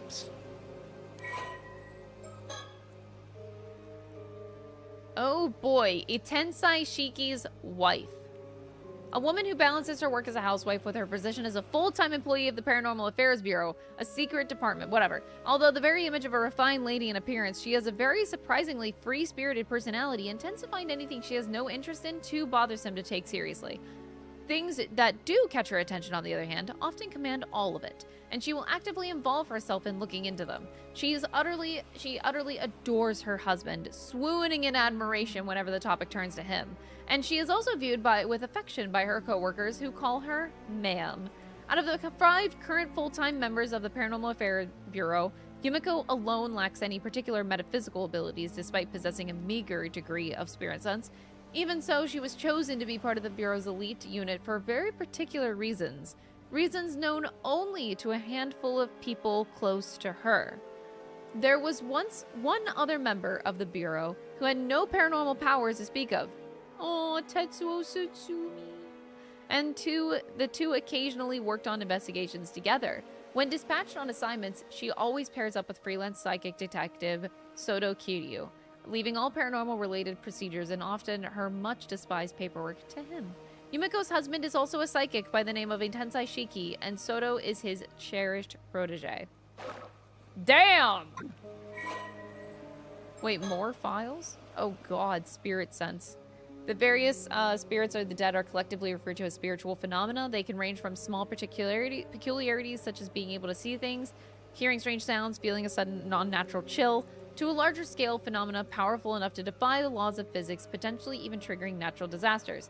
However, harmful spiritual phenomena that cause unwanted effects by interfering with nature or tampering with the human body or mind are called curses. Curses can themselves be divided into 2 categories: those that occur naturally and are often arising from negative emotions such as deep resentment for the dead, and those that are intentionally created by someone with spiritual abilities using an existing spirit or grudge.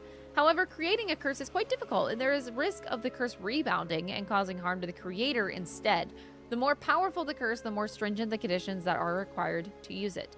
The ability to sense the energy of spirits and spiritual phenomena is known as spirit sense. The strength of this ability varies from person to person, and where it can be increased to a certain extent through training. It ultimately comes down to the individual's innate talent. According to those who have it, spirit sense is similar to a sense of smell. Lingering spiritual energy in an area can be detected by what feels like specialized sense organs, conveying information such as the relative strength of the phenomenon and whether it is benevolent or malevolent in nature. Those with a particularly potent spirit sense are also able to glean specific details from the energy and even track down its down to identify its origin. However, as spiritual energy is unaffected by air movement, it is not possible to use wind to drive it away. The ability to see spiritual phenomena is considered a psychic ability. Spiritual phenomena occur regardless of one's ability to perceive them, so many people that lack spirit sense are affected by such phenomena without any awareness of the cause. As spirit sense is impossible to quantify, comparing its strength between individuals is difficult. However, as tolerance to forcible exposure to spiritual phenomena is comparable to a tolerance to alcohol, there are those who use this comparison when explaining to others. Psychic ability is the special power to interact with or influence spirits. It covers a wide range of abilities, from simply being able to see spirits to being able to directly control or exercise them.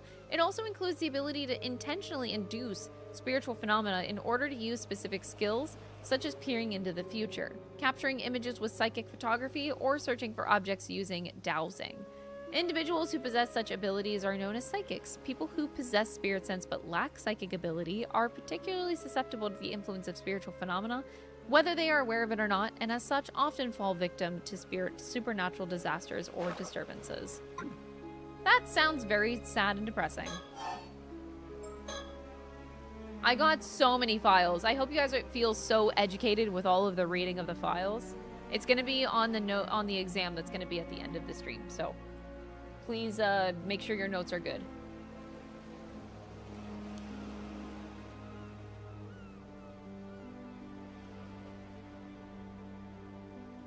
I'm already starting to lose my voice, and the stream just started.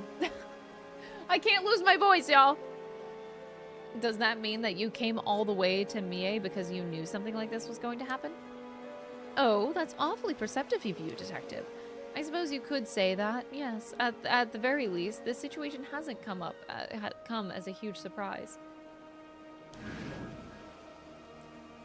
Was the body from the other day one of the cases? Oh.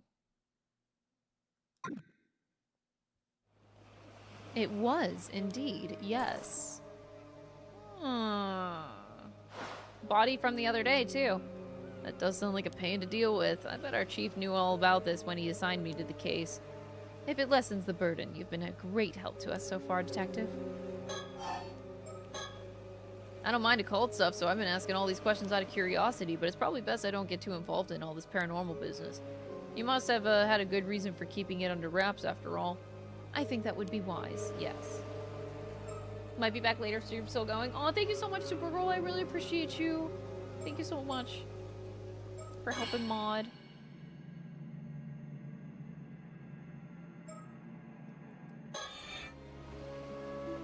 The vision ability must be the real reason why she's in the Paranormal Affairs Bureau, from her description. It seems the time has come to explain to our circumstances to Detective Ide. I'll have to make sure not to leave anything out. I never would have thought that there's a curse out there that can turn people into fish. And it only half worked, so the victim ended up looking like a mermaid. That's bound to cause some misunderstandings. The curse is originally meant to turn a person's whole body into that of a fish, you see. But the victim died before the transformation was complete, so it stopped before it could reach that point. The vast majority of the mermaids discovered over the years are either man-made fakes or victims of the same curse. To be honest, part of me was kind of excited when I saw what it looked like. I thought that it might mean that there are really mermaids out there, you know, exactly like the ones you hear about in stories. I'm afraid we can neither confirm nor deny things there. I get why you were asking about the corpse's identity now. It's because you realize they used to be human, right? That's right. Very recently, too. The transformation likely happened yesterday, or even earlier today. That recently, someone could really end up in a state like this after just a day? They certainly could. Seriously? These curses sure are scary.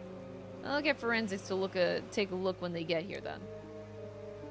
Please do. The investigator in question has worked on paranormal affairs cases before, so they shouldn't need any explanation. Ah, right, the case from yesterday. Great, that should save us some effort, then. Cursed one day, a mummified corpse the next. Sure is a scary world we live in. I sometimes find myself wondering if I have a bit of spirit sense. There have been times I caught sight of strange things when walking down the road at night, and when I looked into it later, I found that the place I'd walked by had been the site of an accident or the like. That might be the real deal, then. It's definitely a possibility. I would advise not going so close to anything you see of that nature. It becomes easier for them to target you if they realize that you're aware of them, you see. Jeez, what would happen then? I guess I'd end up possessed or something. There is that danger, yes. In the event that you are possessed, you may find yourself afflicted by headaches, muscle stiffness, and hallucinations. Memory problems and impaired thinking are also not unheard of. Headaches and muscle stiffness definitely ring a bell. I sure hope it isn't the work of some spirit. Do people have their personalities taken over they're possessed? It may be possible with spirits who had such a very close relationship to their target, such as if they were siblings or were parent and child. But you almost never hear about people being taken over completely. The negative effects I just mentioned are primarily caused by the two parties not being in sync. Even if a spirit were able to successfully possess someone, it would only be able to pressure them to behave in ways that wouldn't be unusual for the individual in question. There's no way of knowing whether you're behaving that way of your own will or not, right? Exactly. Hence the prevalence of cases where people don't even realize that they're being possessed. That's how things work here. As far as I know, I haven't been having any problems like that, though, so I should be fine.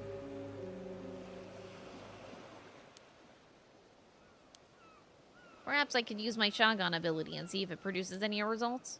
That's an excellent idea. I almost forgot that we had such a handy trick up our sleeve. Patience, Detective. You'll see soon enough.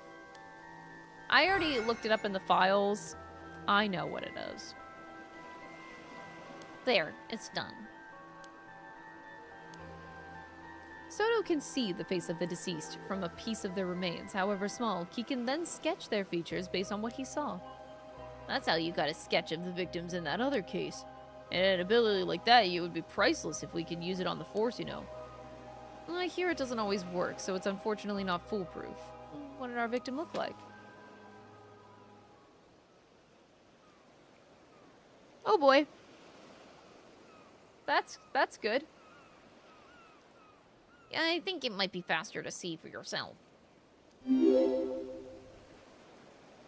After so many Yumeko years of working know on YouTube her? VOD and rarely Lauren? using Twitch, your content still makes my evening. Great to watch while I have dinner. Always a blast, Chris to jump. Oh, thank you so much, Mix a World, for the 7-month resub. I really appreciate that. Thank you for the kind words. I've been mentally going through a bit, so I really appreciate that a lot. It's Somakawa. Somakawa? You can't mean.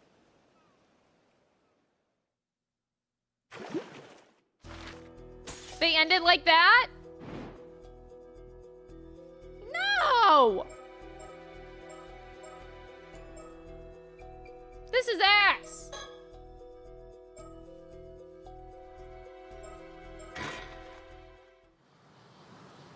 Date unknown. They said a few days ago. Welcome, ma'am. I've been waiting for you.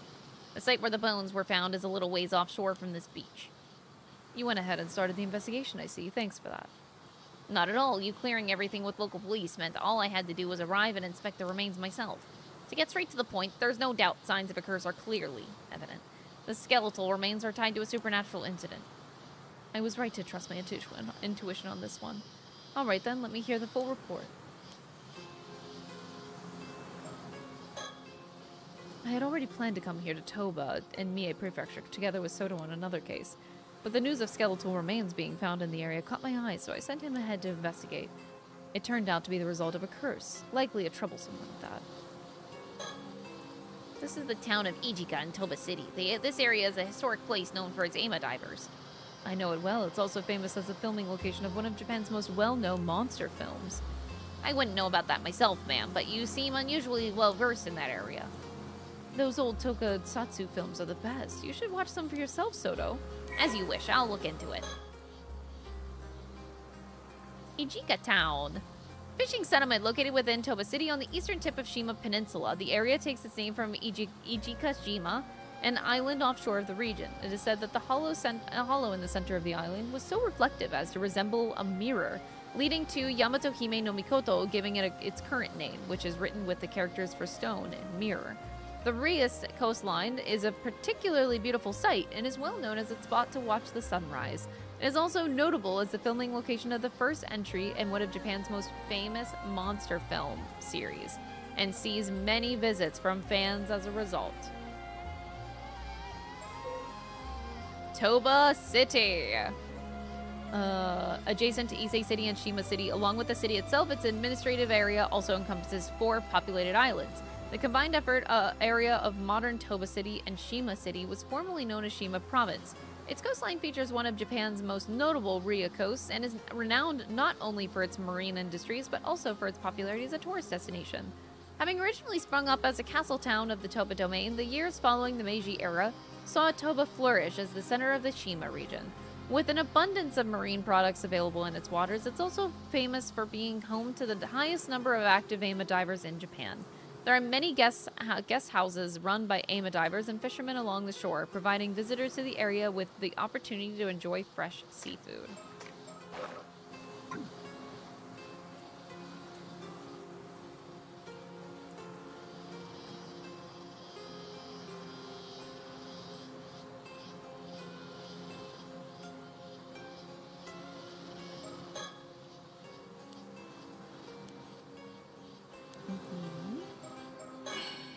So what happens if I turn on my ability?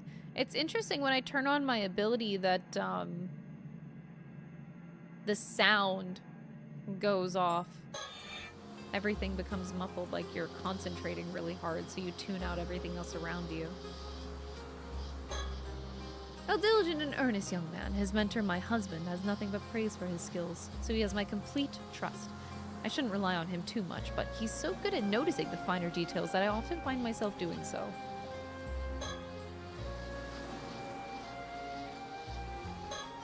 Oh, that's just what green sounds like? Oh, okay. To begin, shall we review the details of the case? Summarizing may help us notice something we missed. Not a day goes past that I don't admire your diligence. My thanks, I'll strive to be brief. A few days ago, a fisherman off the coast here hauled up a long rod-like object. It resembled a human bone, so he notified the police. That was about 10 days ago. So he fished it up completely by chance. Following that, the police conducted an underwater investigation of the surrounding area. They discovered multiple skeletal remains and a fissure beneath the rocks. All the remains were already severely deteriorated, with each being several years to several decades old. As a result, forensics struggled to identify the victims. There were just too little to go on. Only fragments of the skulls remained, so facial reconstruction was apparently not possible. Hardly surprising in such a state. Still, with your ability, we hardly need facial recognition, do we? I'll report my discovery shortly. One possibility comes to mind. Will you humor me? I wonder if those skeletal remains could be the victims of the Kamishima Southern Sea disaster from 5 years ago. Regrettably, that is not the case. Oh, darn. Please don't sound so defeated. Forensics confirmed 5 bodies in total, but they said that each had decomposed over a different length of time. What the fuck?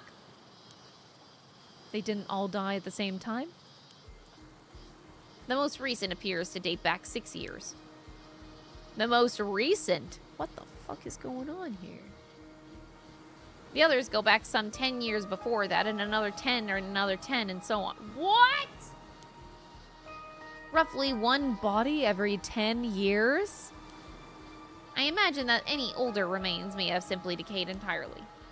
Someone's been using that fissure as a place to dump corpses for decades. It's surrounded by rock, and with minimal currents in the area, it's unlikely they drifted there naturally. Had that bone not been fished up by chance, we'd never have known. In other words, it was an ideal site for quietly disposing of bodies. This was no accident. Someone did this. I imagine quite some resentment must have piled up over the years. I've already cleansed the lingering resentment in the area. Leaving such resentment to fester could lead to a curse manifesting after all. Efficient as always. This is one more point of concern that all the remains have in common. Each body bore a clean, precise cuts, clearly severed. Severed? You're saying that they were sliced straight through the bone? Exactly. Each was sliced down through the bone, all with a clean cut as smooth as the last. Forensics noted that reproducing such uniform cuts could be extremely difficult. Even with industrial equipment, such precision would have been unachievable decades ago. One possible explanation is that a master swordsman wielding a razor-sharp katana cleaved each of them in a single stroke. That would certainly explain it, but warriors don't exactly run around with swords in this day and age. Which brings us to the possibility of a curse, I suppose. Correct. If the cuts were made by supernatural means, the rules change. And it turns out that there were traces of a curse at each of the severed points. It was just a matter of time until we found one. Also, for the briefest moment, I glimpsed a curse echo that looked like a warrior in armor. What? Judging by the crest on its armor and giving our location, it appears to be a curse tied to the Heiki. You are familiar with the Heiki, I assume? No. The Heiki were a branch of the Taira clan, a warrior family who rose to power at the end of the Heian period. From their base in Ise province, they expanded their influence, reaching great heights under Taira no Kiyomori. But in their pride, they were defeated by the Genji in what is now known as the Genpei War. Ah, yes, of course I knew that. The tale of the Heiki preserved just how prosperous they were before they fell. Many who lived through the downfall carry deep regrets. Their resentment is especially persistent. Many traces remain even today, and they can be quite meddlesome. Indeed, you hear about it all over the place. I guess even by expert standards, it's quite the problem. Whoa! Oh.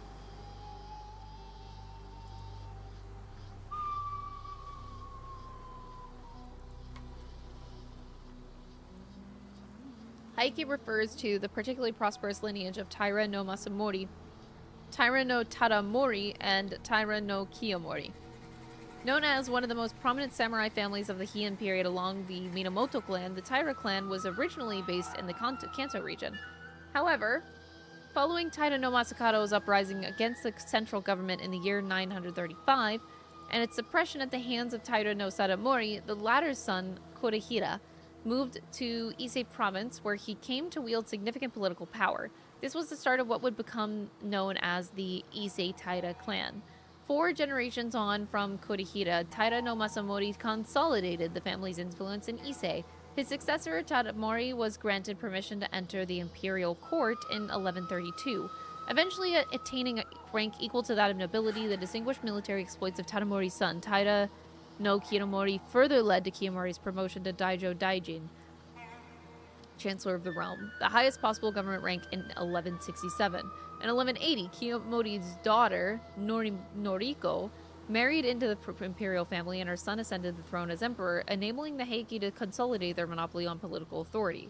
The Taira clan came to dominate the political landscape of the time. Such was their wealth and power that one of the member of the clan is said to have remarked that all of those who did not belong to the Taira clan were to be considered people of no position.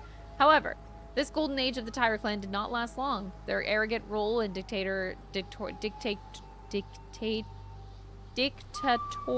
grasp on power led to many turning against the Taira clan, and the stirrings of rebellion soon came to a head, with several prominent figures joining forces in a bid to overthrow them. In the midst of the resulting years of warfare, Kiyomori died of illness in March 1181. Despite losing one of their key members, the Taira clan continued to struggle against their opponents, but to no avail. In 1185, they were finally defeated in the Battle of Dan no Ura, and many of its members, including Kiyomori's grandson, Emperor Antoku, who was still a child at the time, were lost beneath the waves of Dan no Ura, burdened with unfulfilled ambitions. It is said that Kusanagi no Tsurugi sword, one of the 3 imperial regalia of Japan, regarded since ancient times as a symbol of imperial authority, was also lost to the sea that day. Oh, wow. After their defeat, the surviving members of the Taira clan, now disgraced as fallen warriors, scattered across the country and lived out their days in hiding. Even to this day, legends of Taira clan survivors persist in various regions across Japan.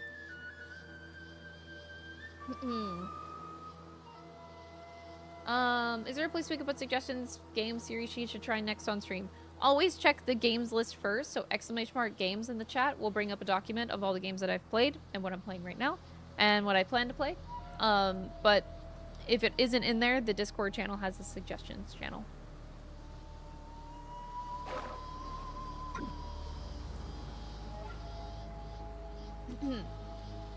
What's more, the katana that Curse Echo carried? I believe it may have been the famed blade in Nukemaru.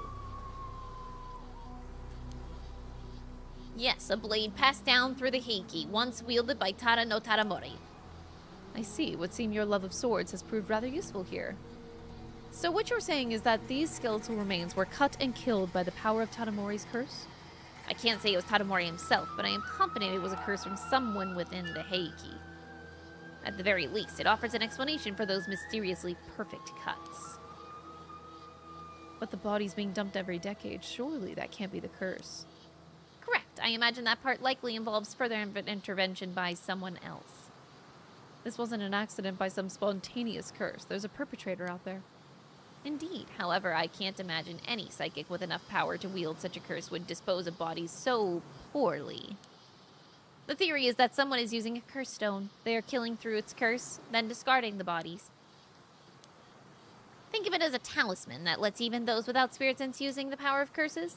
They are created when intense resentment fuses with suitable relic. That sounds dangerously convenient. There were a few incidents involving curse stones in Tokyo last year, didn't you hear? Curse stones! Yeah, we don't need to read that. Whoever's behind this possesses a stone imbued with the Heike's curse. They use it to kill someone roughly every decade, dumping the body into the sea. Yes, that aligns with the evidence. Thank you for the summary.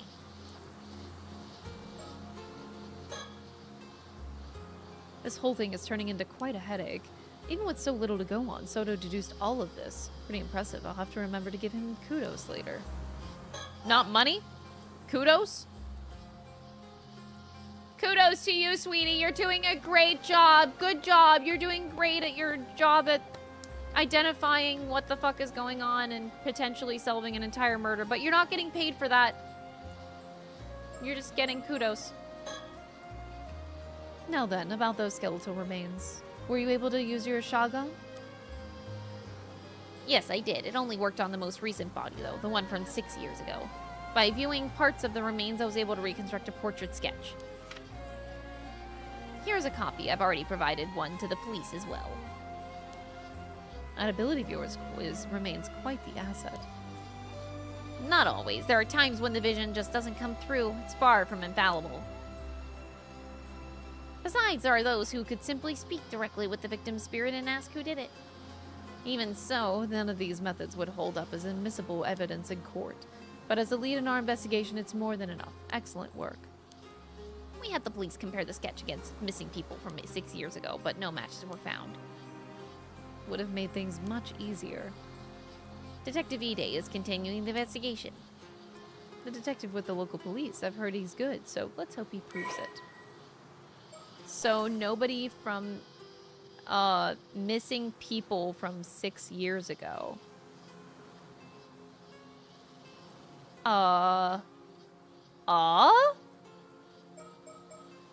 No matches were found from missing people from 6 years ago.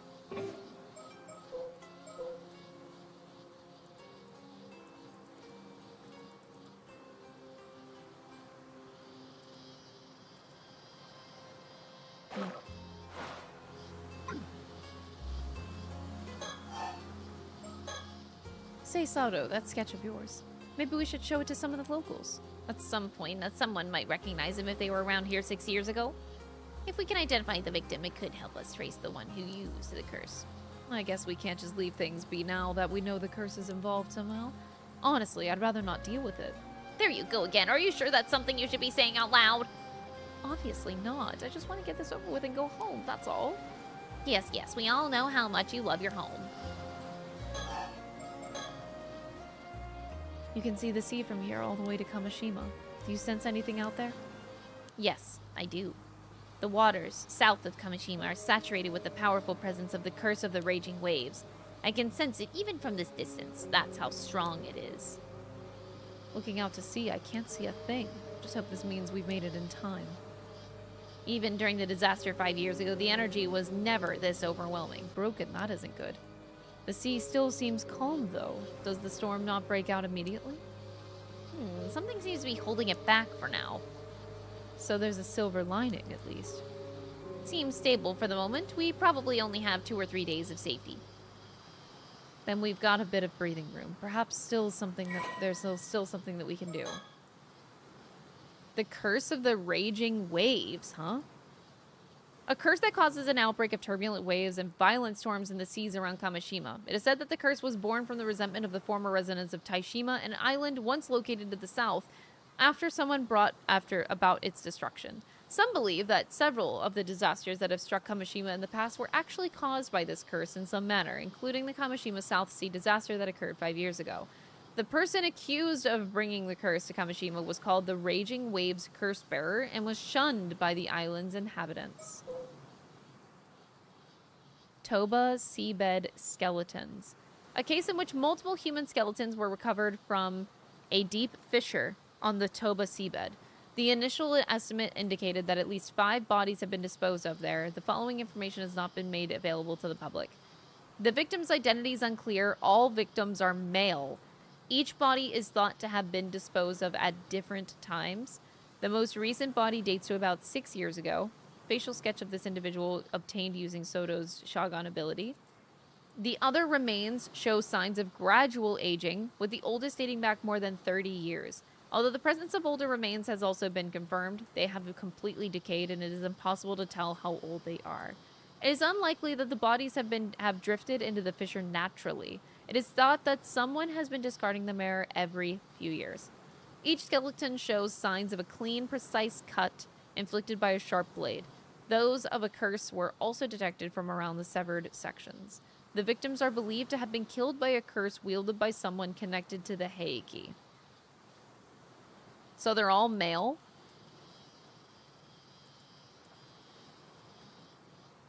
Okay.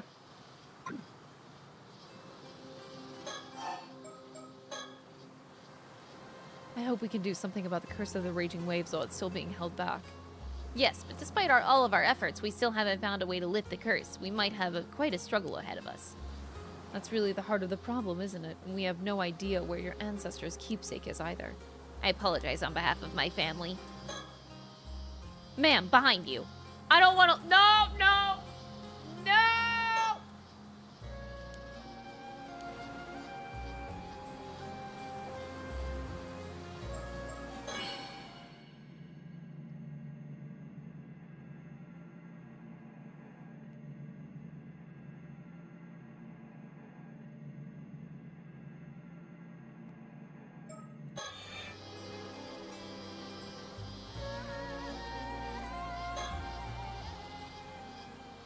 Who's that? Just someone from town passing by?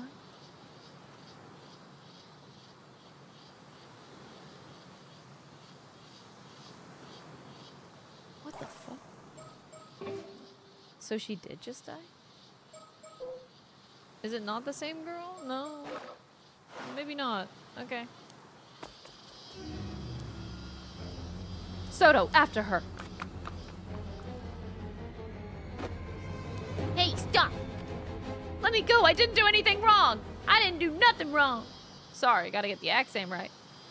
I've apprehended the suspect. Good work. Sorry for the rough handling. Mind helping us out for a bit? What were you doing here? Why did you run? What? Don't get smart with me. You're suspicious ones, sneaking around and poking into things. You think folks won't be wary with shady types like you wandering through town? I see. Sorry we gave you a scare. We're with the police. Nothing shady here. You're with the police? Seriously? You heard about the skeletal remains found nearby? That's what we're looking into. You don't look like the police. Say, do you live around here? There's something I'd like you to take a quick look at. Do you recognize this face? We believe he may have been around here about 6 years ago. Huh? Nope, don't know him. I see. Then could you point us in the direction of someone who might know about people coming and going in town? No idea. Ask whoever you want. Can I go now? I've got nothing to do with this. Don't know a thing. Sorry for holding you up. Yeah, she doesn't know a thing. I believe this woman. What a peculiar woman. It was like her mind was elsewhere entirely. Well, either way, we should talk to more people in town. Agreed. Could you ask around and find out who that woman is? Of course. Several hours later. I've learned a few things, ma'am. Sticker!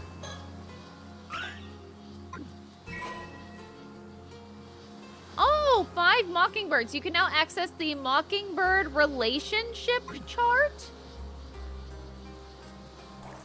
What the fuck? There's a relationship chart? With the stickers?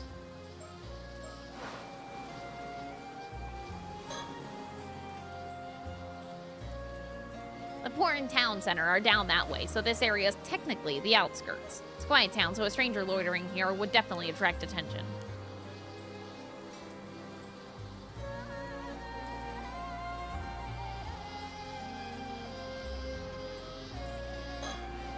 He didn't so much as flinch at the thought of tedious door-to-door investigation, not to mention he's good at it.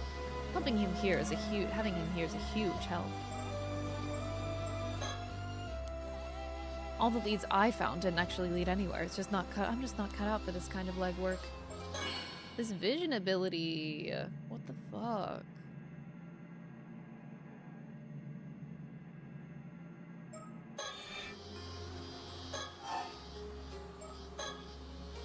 I showed the sketch of the victim to several townsfolk. It would seem that no one here recognized him at all.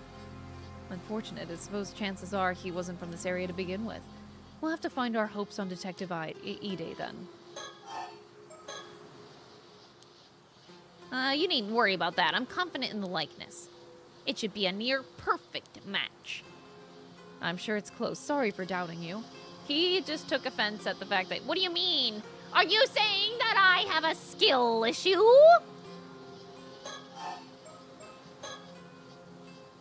I also asked around about the woman that we encountered earlier. She isn't originally from this town. Apparently, she wandered into town about 5 years ago. She's been living alone in a cheap rental apartment on the outskirts of town ever since. When she first arrived, she had nothing but an old woman box, which she was clutching as if it were very dear to her. Nothing but an old wooden box. Supposedly, she used to work as an AMA diver. Around when she first moved here, she'd occasionally go diving for fish, but these days she keeps to herself, and no one ever sees her diving anymore. No one really knows how she supports herself, and many of the islanders find her unsettling. Perhaps she fled from something and moved her life here. That was suggested, yes, but she's never spoken about her past, so no one knows for sure. Although, according to her landlord, she's never been late on rent. And she's never caused any problems, either. It seems odd that she'd get so worked up about strangers coming into town. Doesn't seem like she is in any position to be worrying about that. You think she might be hiding something? It's possible her attitude changed the moment that we said we were with the police. Perhaps she was keeping watch over the coast where the bodies were dumped, waiting to see if someone showed up. I mean, the most recent body is from 6 years ago, and she arrived in town 5 years back. The timing is rather suspicious when you look at it like that. We'd better keep an eye on her. Agreed. Were you able to get her name? Her last name is Somikawa, but I didn't manage to get her first name. What? Why does that name sound familiar? I'm a woman who cast off her past long ago. I guess I shouldn't let it bother me. Let's leave any time-consuming background checks to Detective Ide.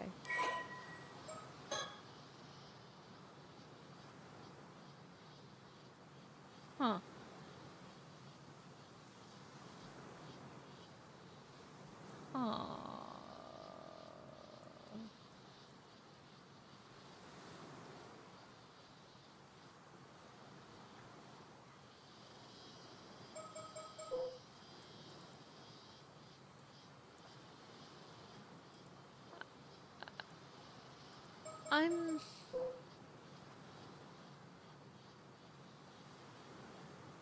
So...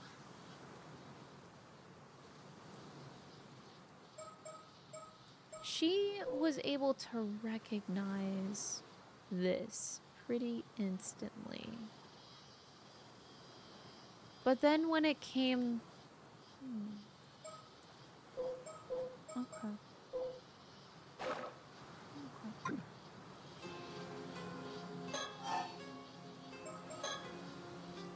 So this means that woman might have been marking us since we got here. It's possible. I apologize for not noticing sooner. Even a moment's lapse can expose one to a curse. I was careless. I won't let it happen again. You can be cursed that easily? That's terrifying. What a world we live in. That concludes all the information I gathered.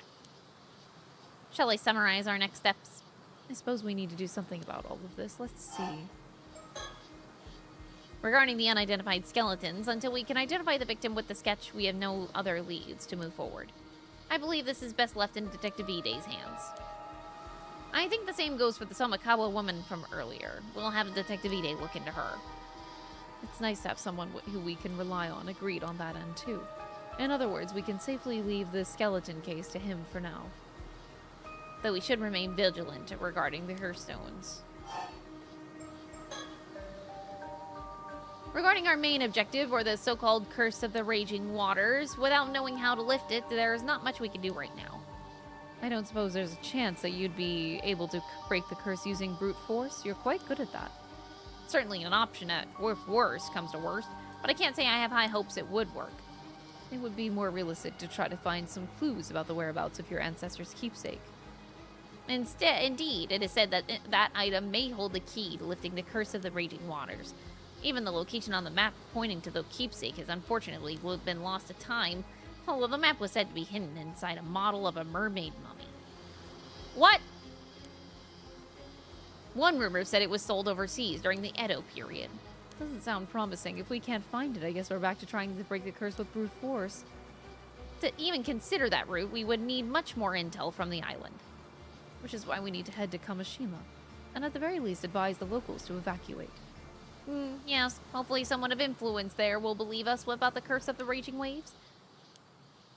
Is something wrong? Just that one of the islanders I spoke with seems to be calling me over. Something may have happened. I'll go find out.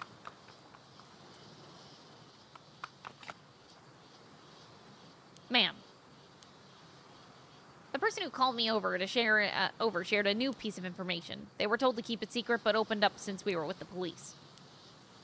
Earlier this morning, down on the shore, they apparently found something that resembled the corpse of a mermaid. That same person reported it to the local authority and was immediately ordered to tell no one, not even the police. Whoa! You're kidding me. The local authority even contacted an unknown individual. Soon after, someone came and secretly retrieved the mermaid corpse. I couldn't be more suspicious, could it? They were uneasy about the whole thing, which is why they confided in me. Did they describe what the mermaid looked like? They said what from the head to the shoulders it was human, but below that entirely fish. It was not the classic mermaid from fairy tales, it would seem. They also said it was completely dried out, almost mummified. The face was unrecognizable, but they said it resembled a local ama diver named Tamiko Suma. She went out diving alone this morning and hasn't returned. That's likely what worried the witness the most. Just what we needed, more things to deal with. First things first, let's deal with this mermaid story. Come on. What the fuck is going on in this game, man? What the hell? What?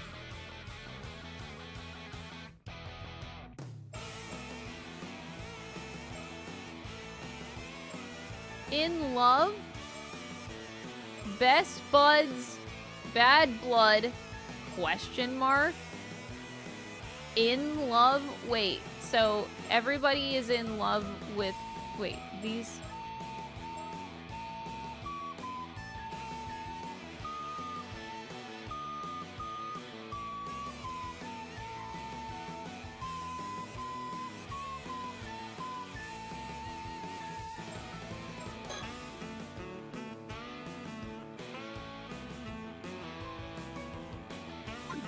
What the fuck?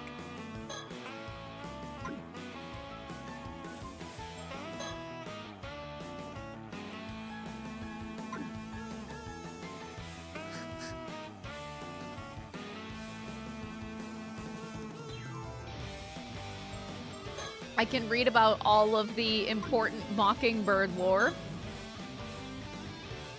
and their relationships to each other.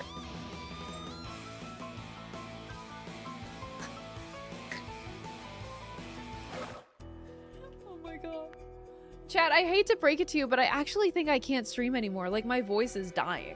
It really is starting to hurt because it's very dry. Which sucks because I only have 2 streams to,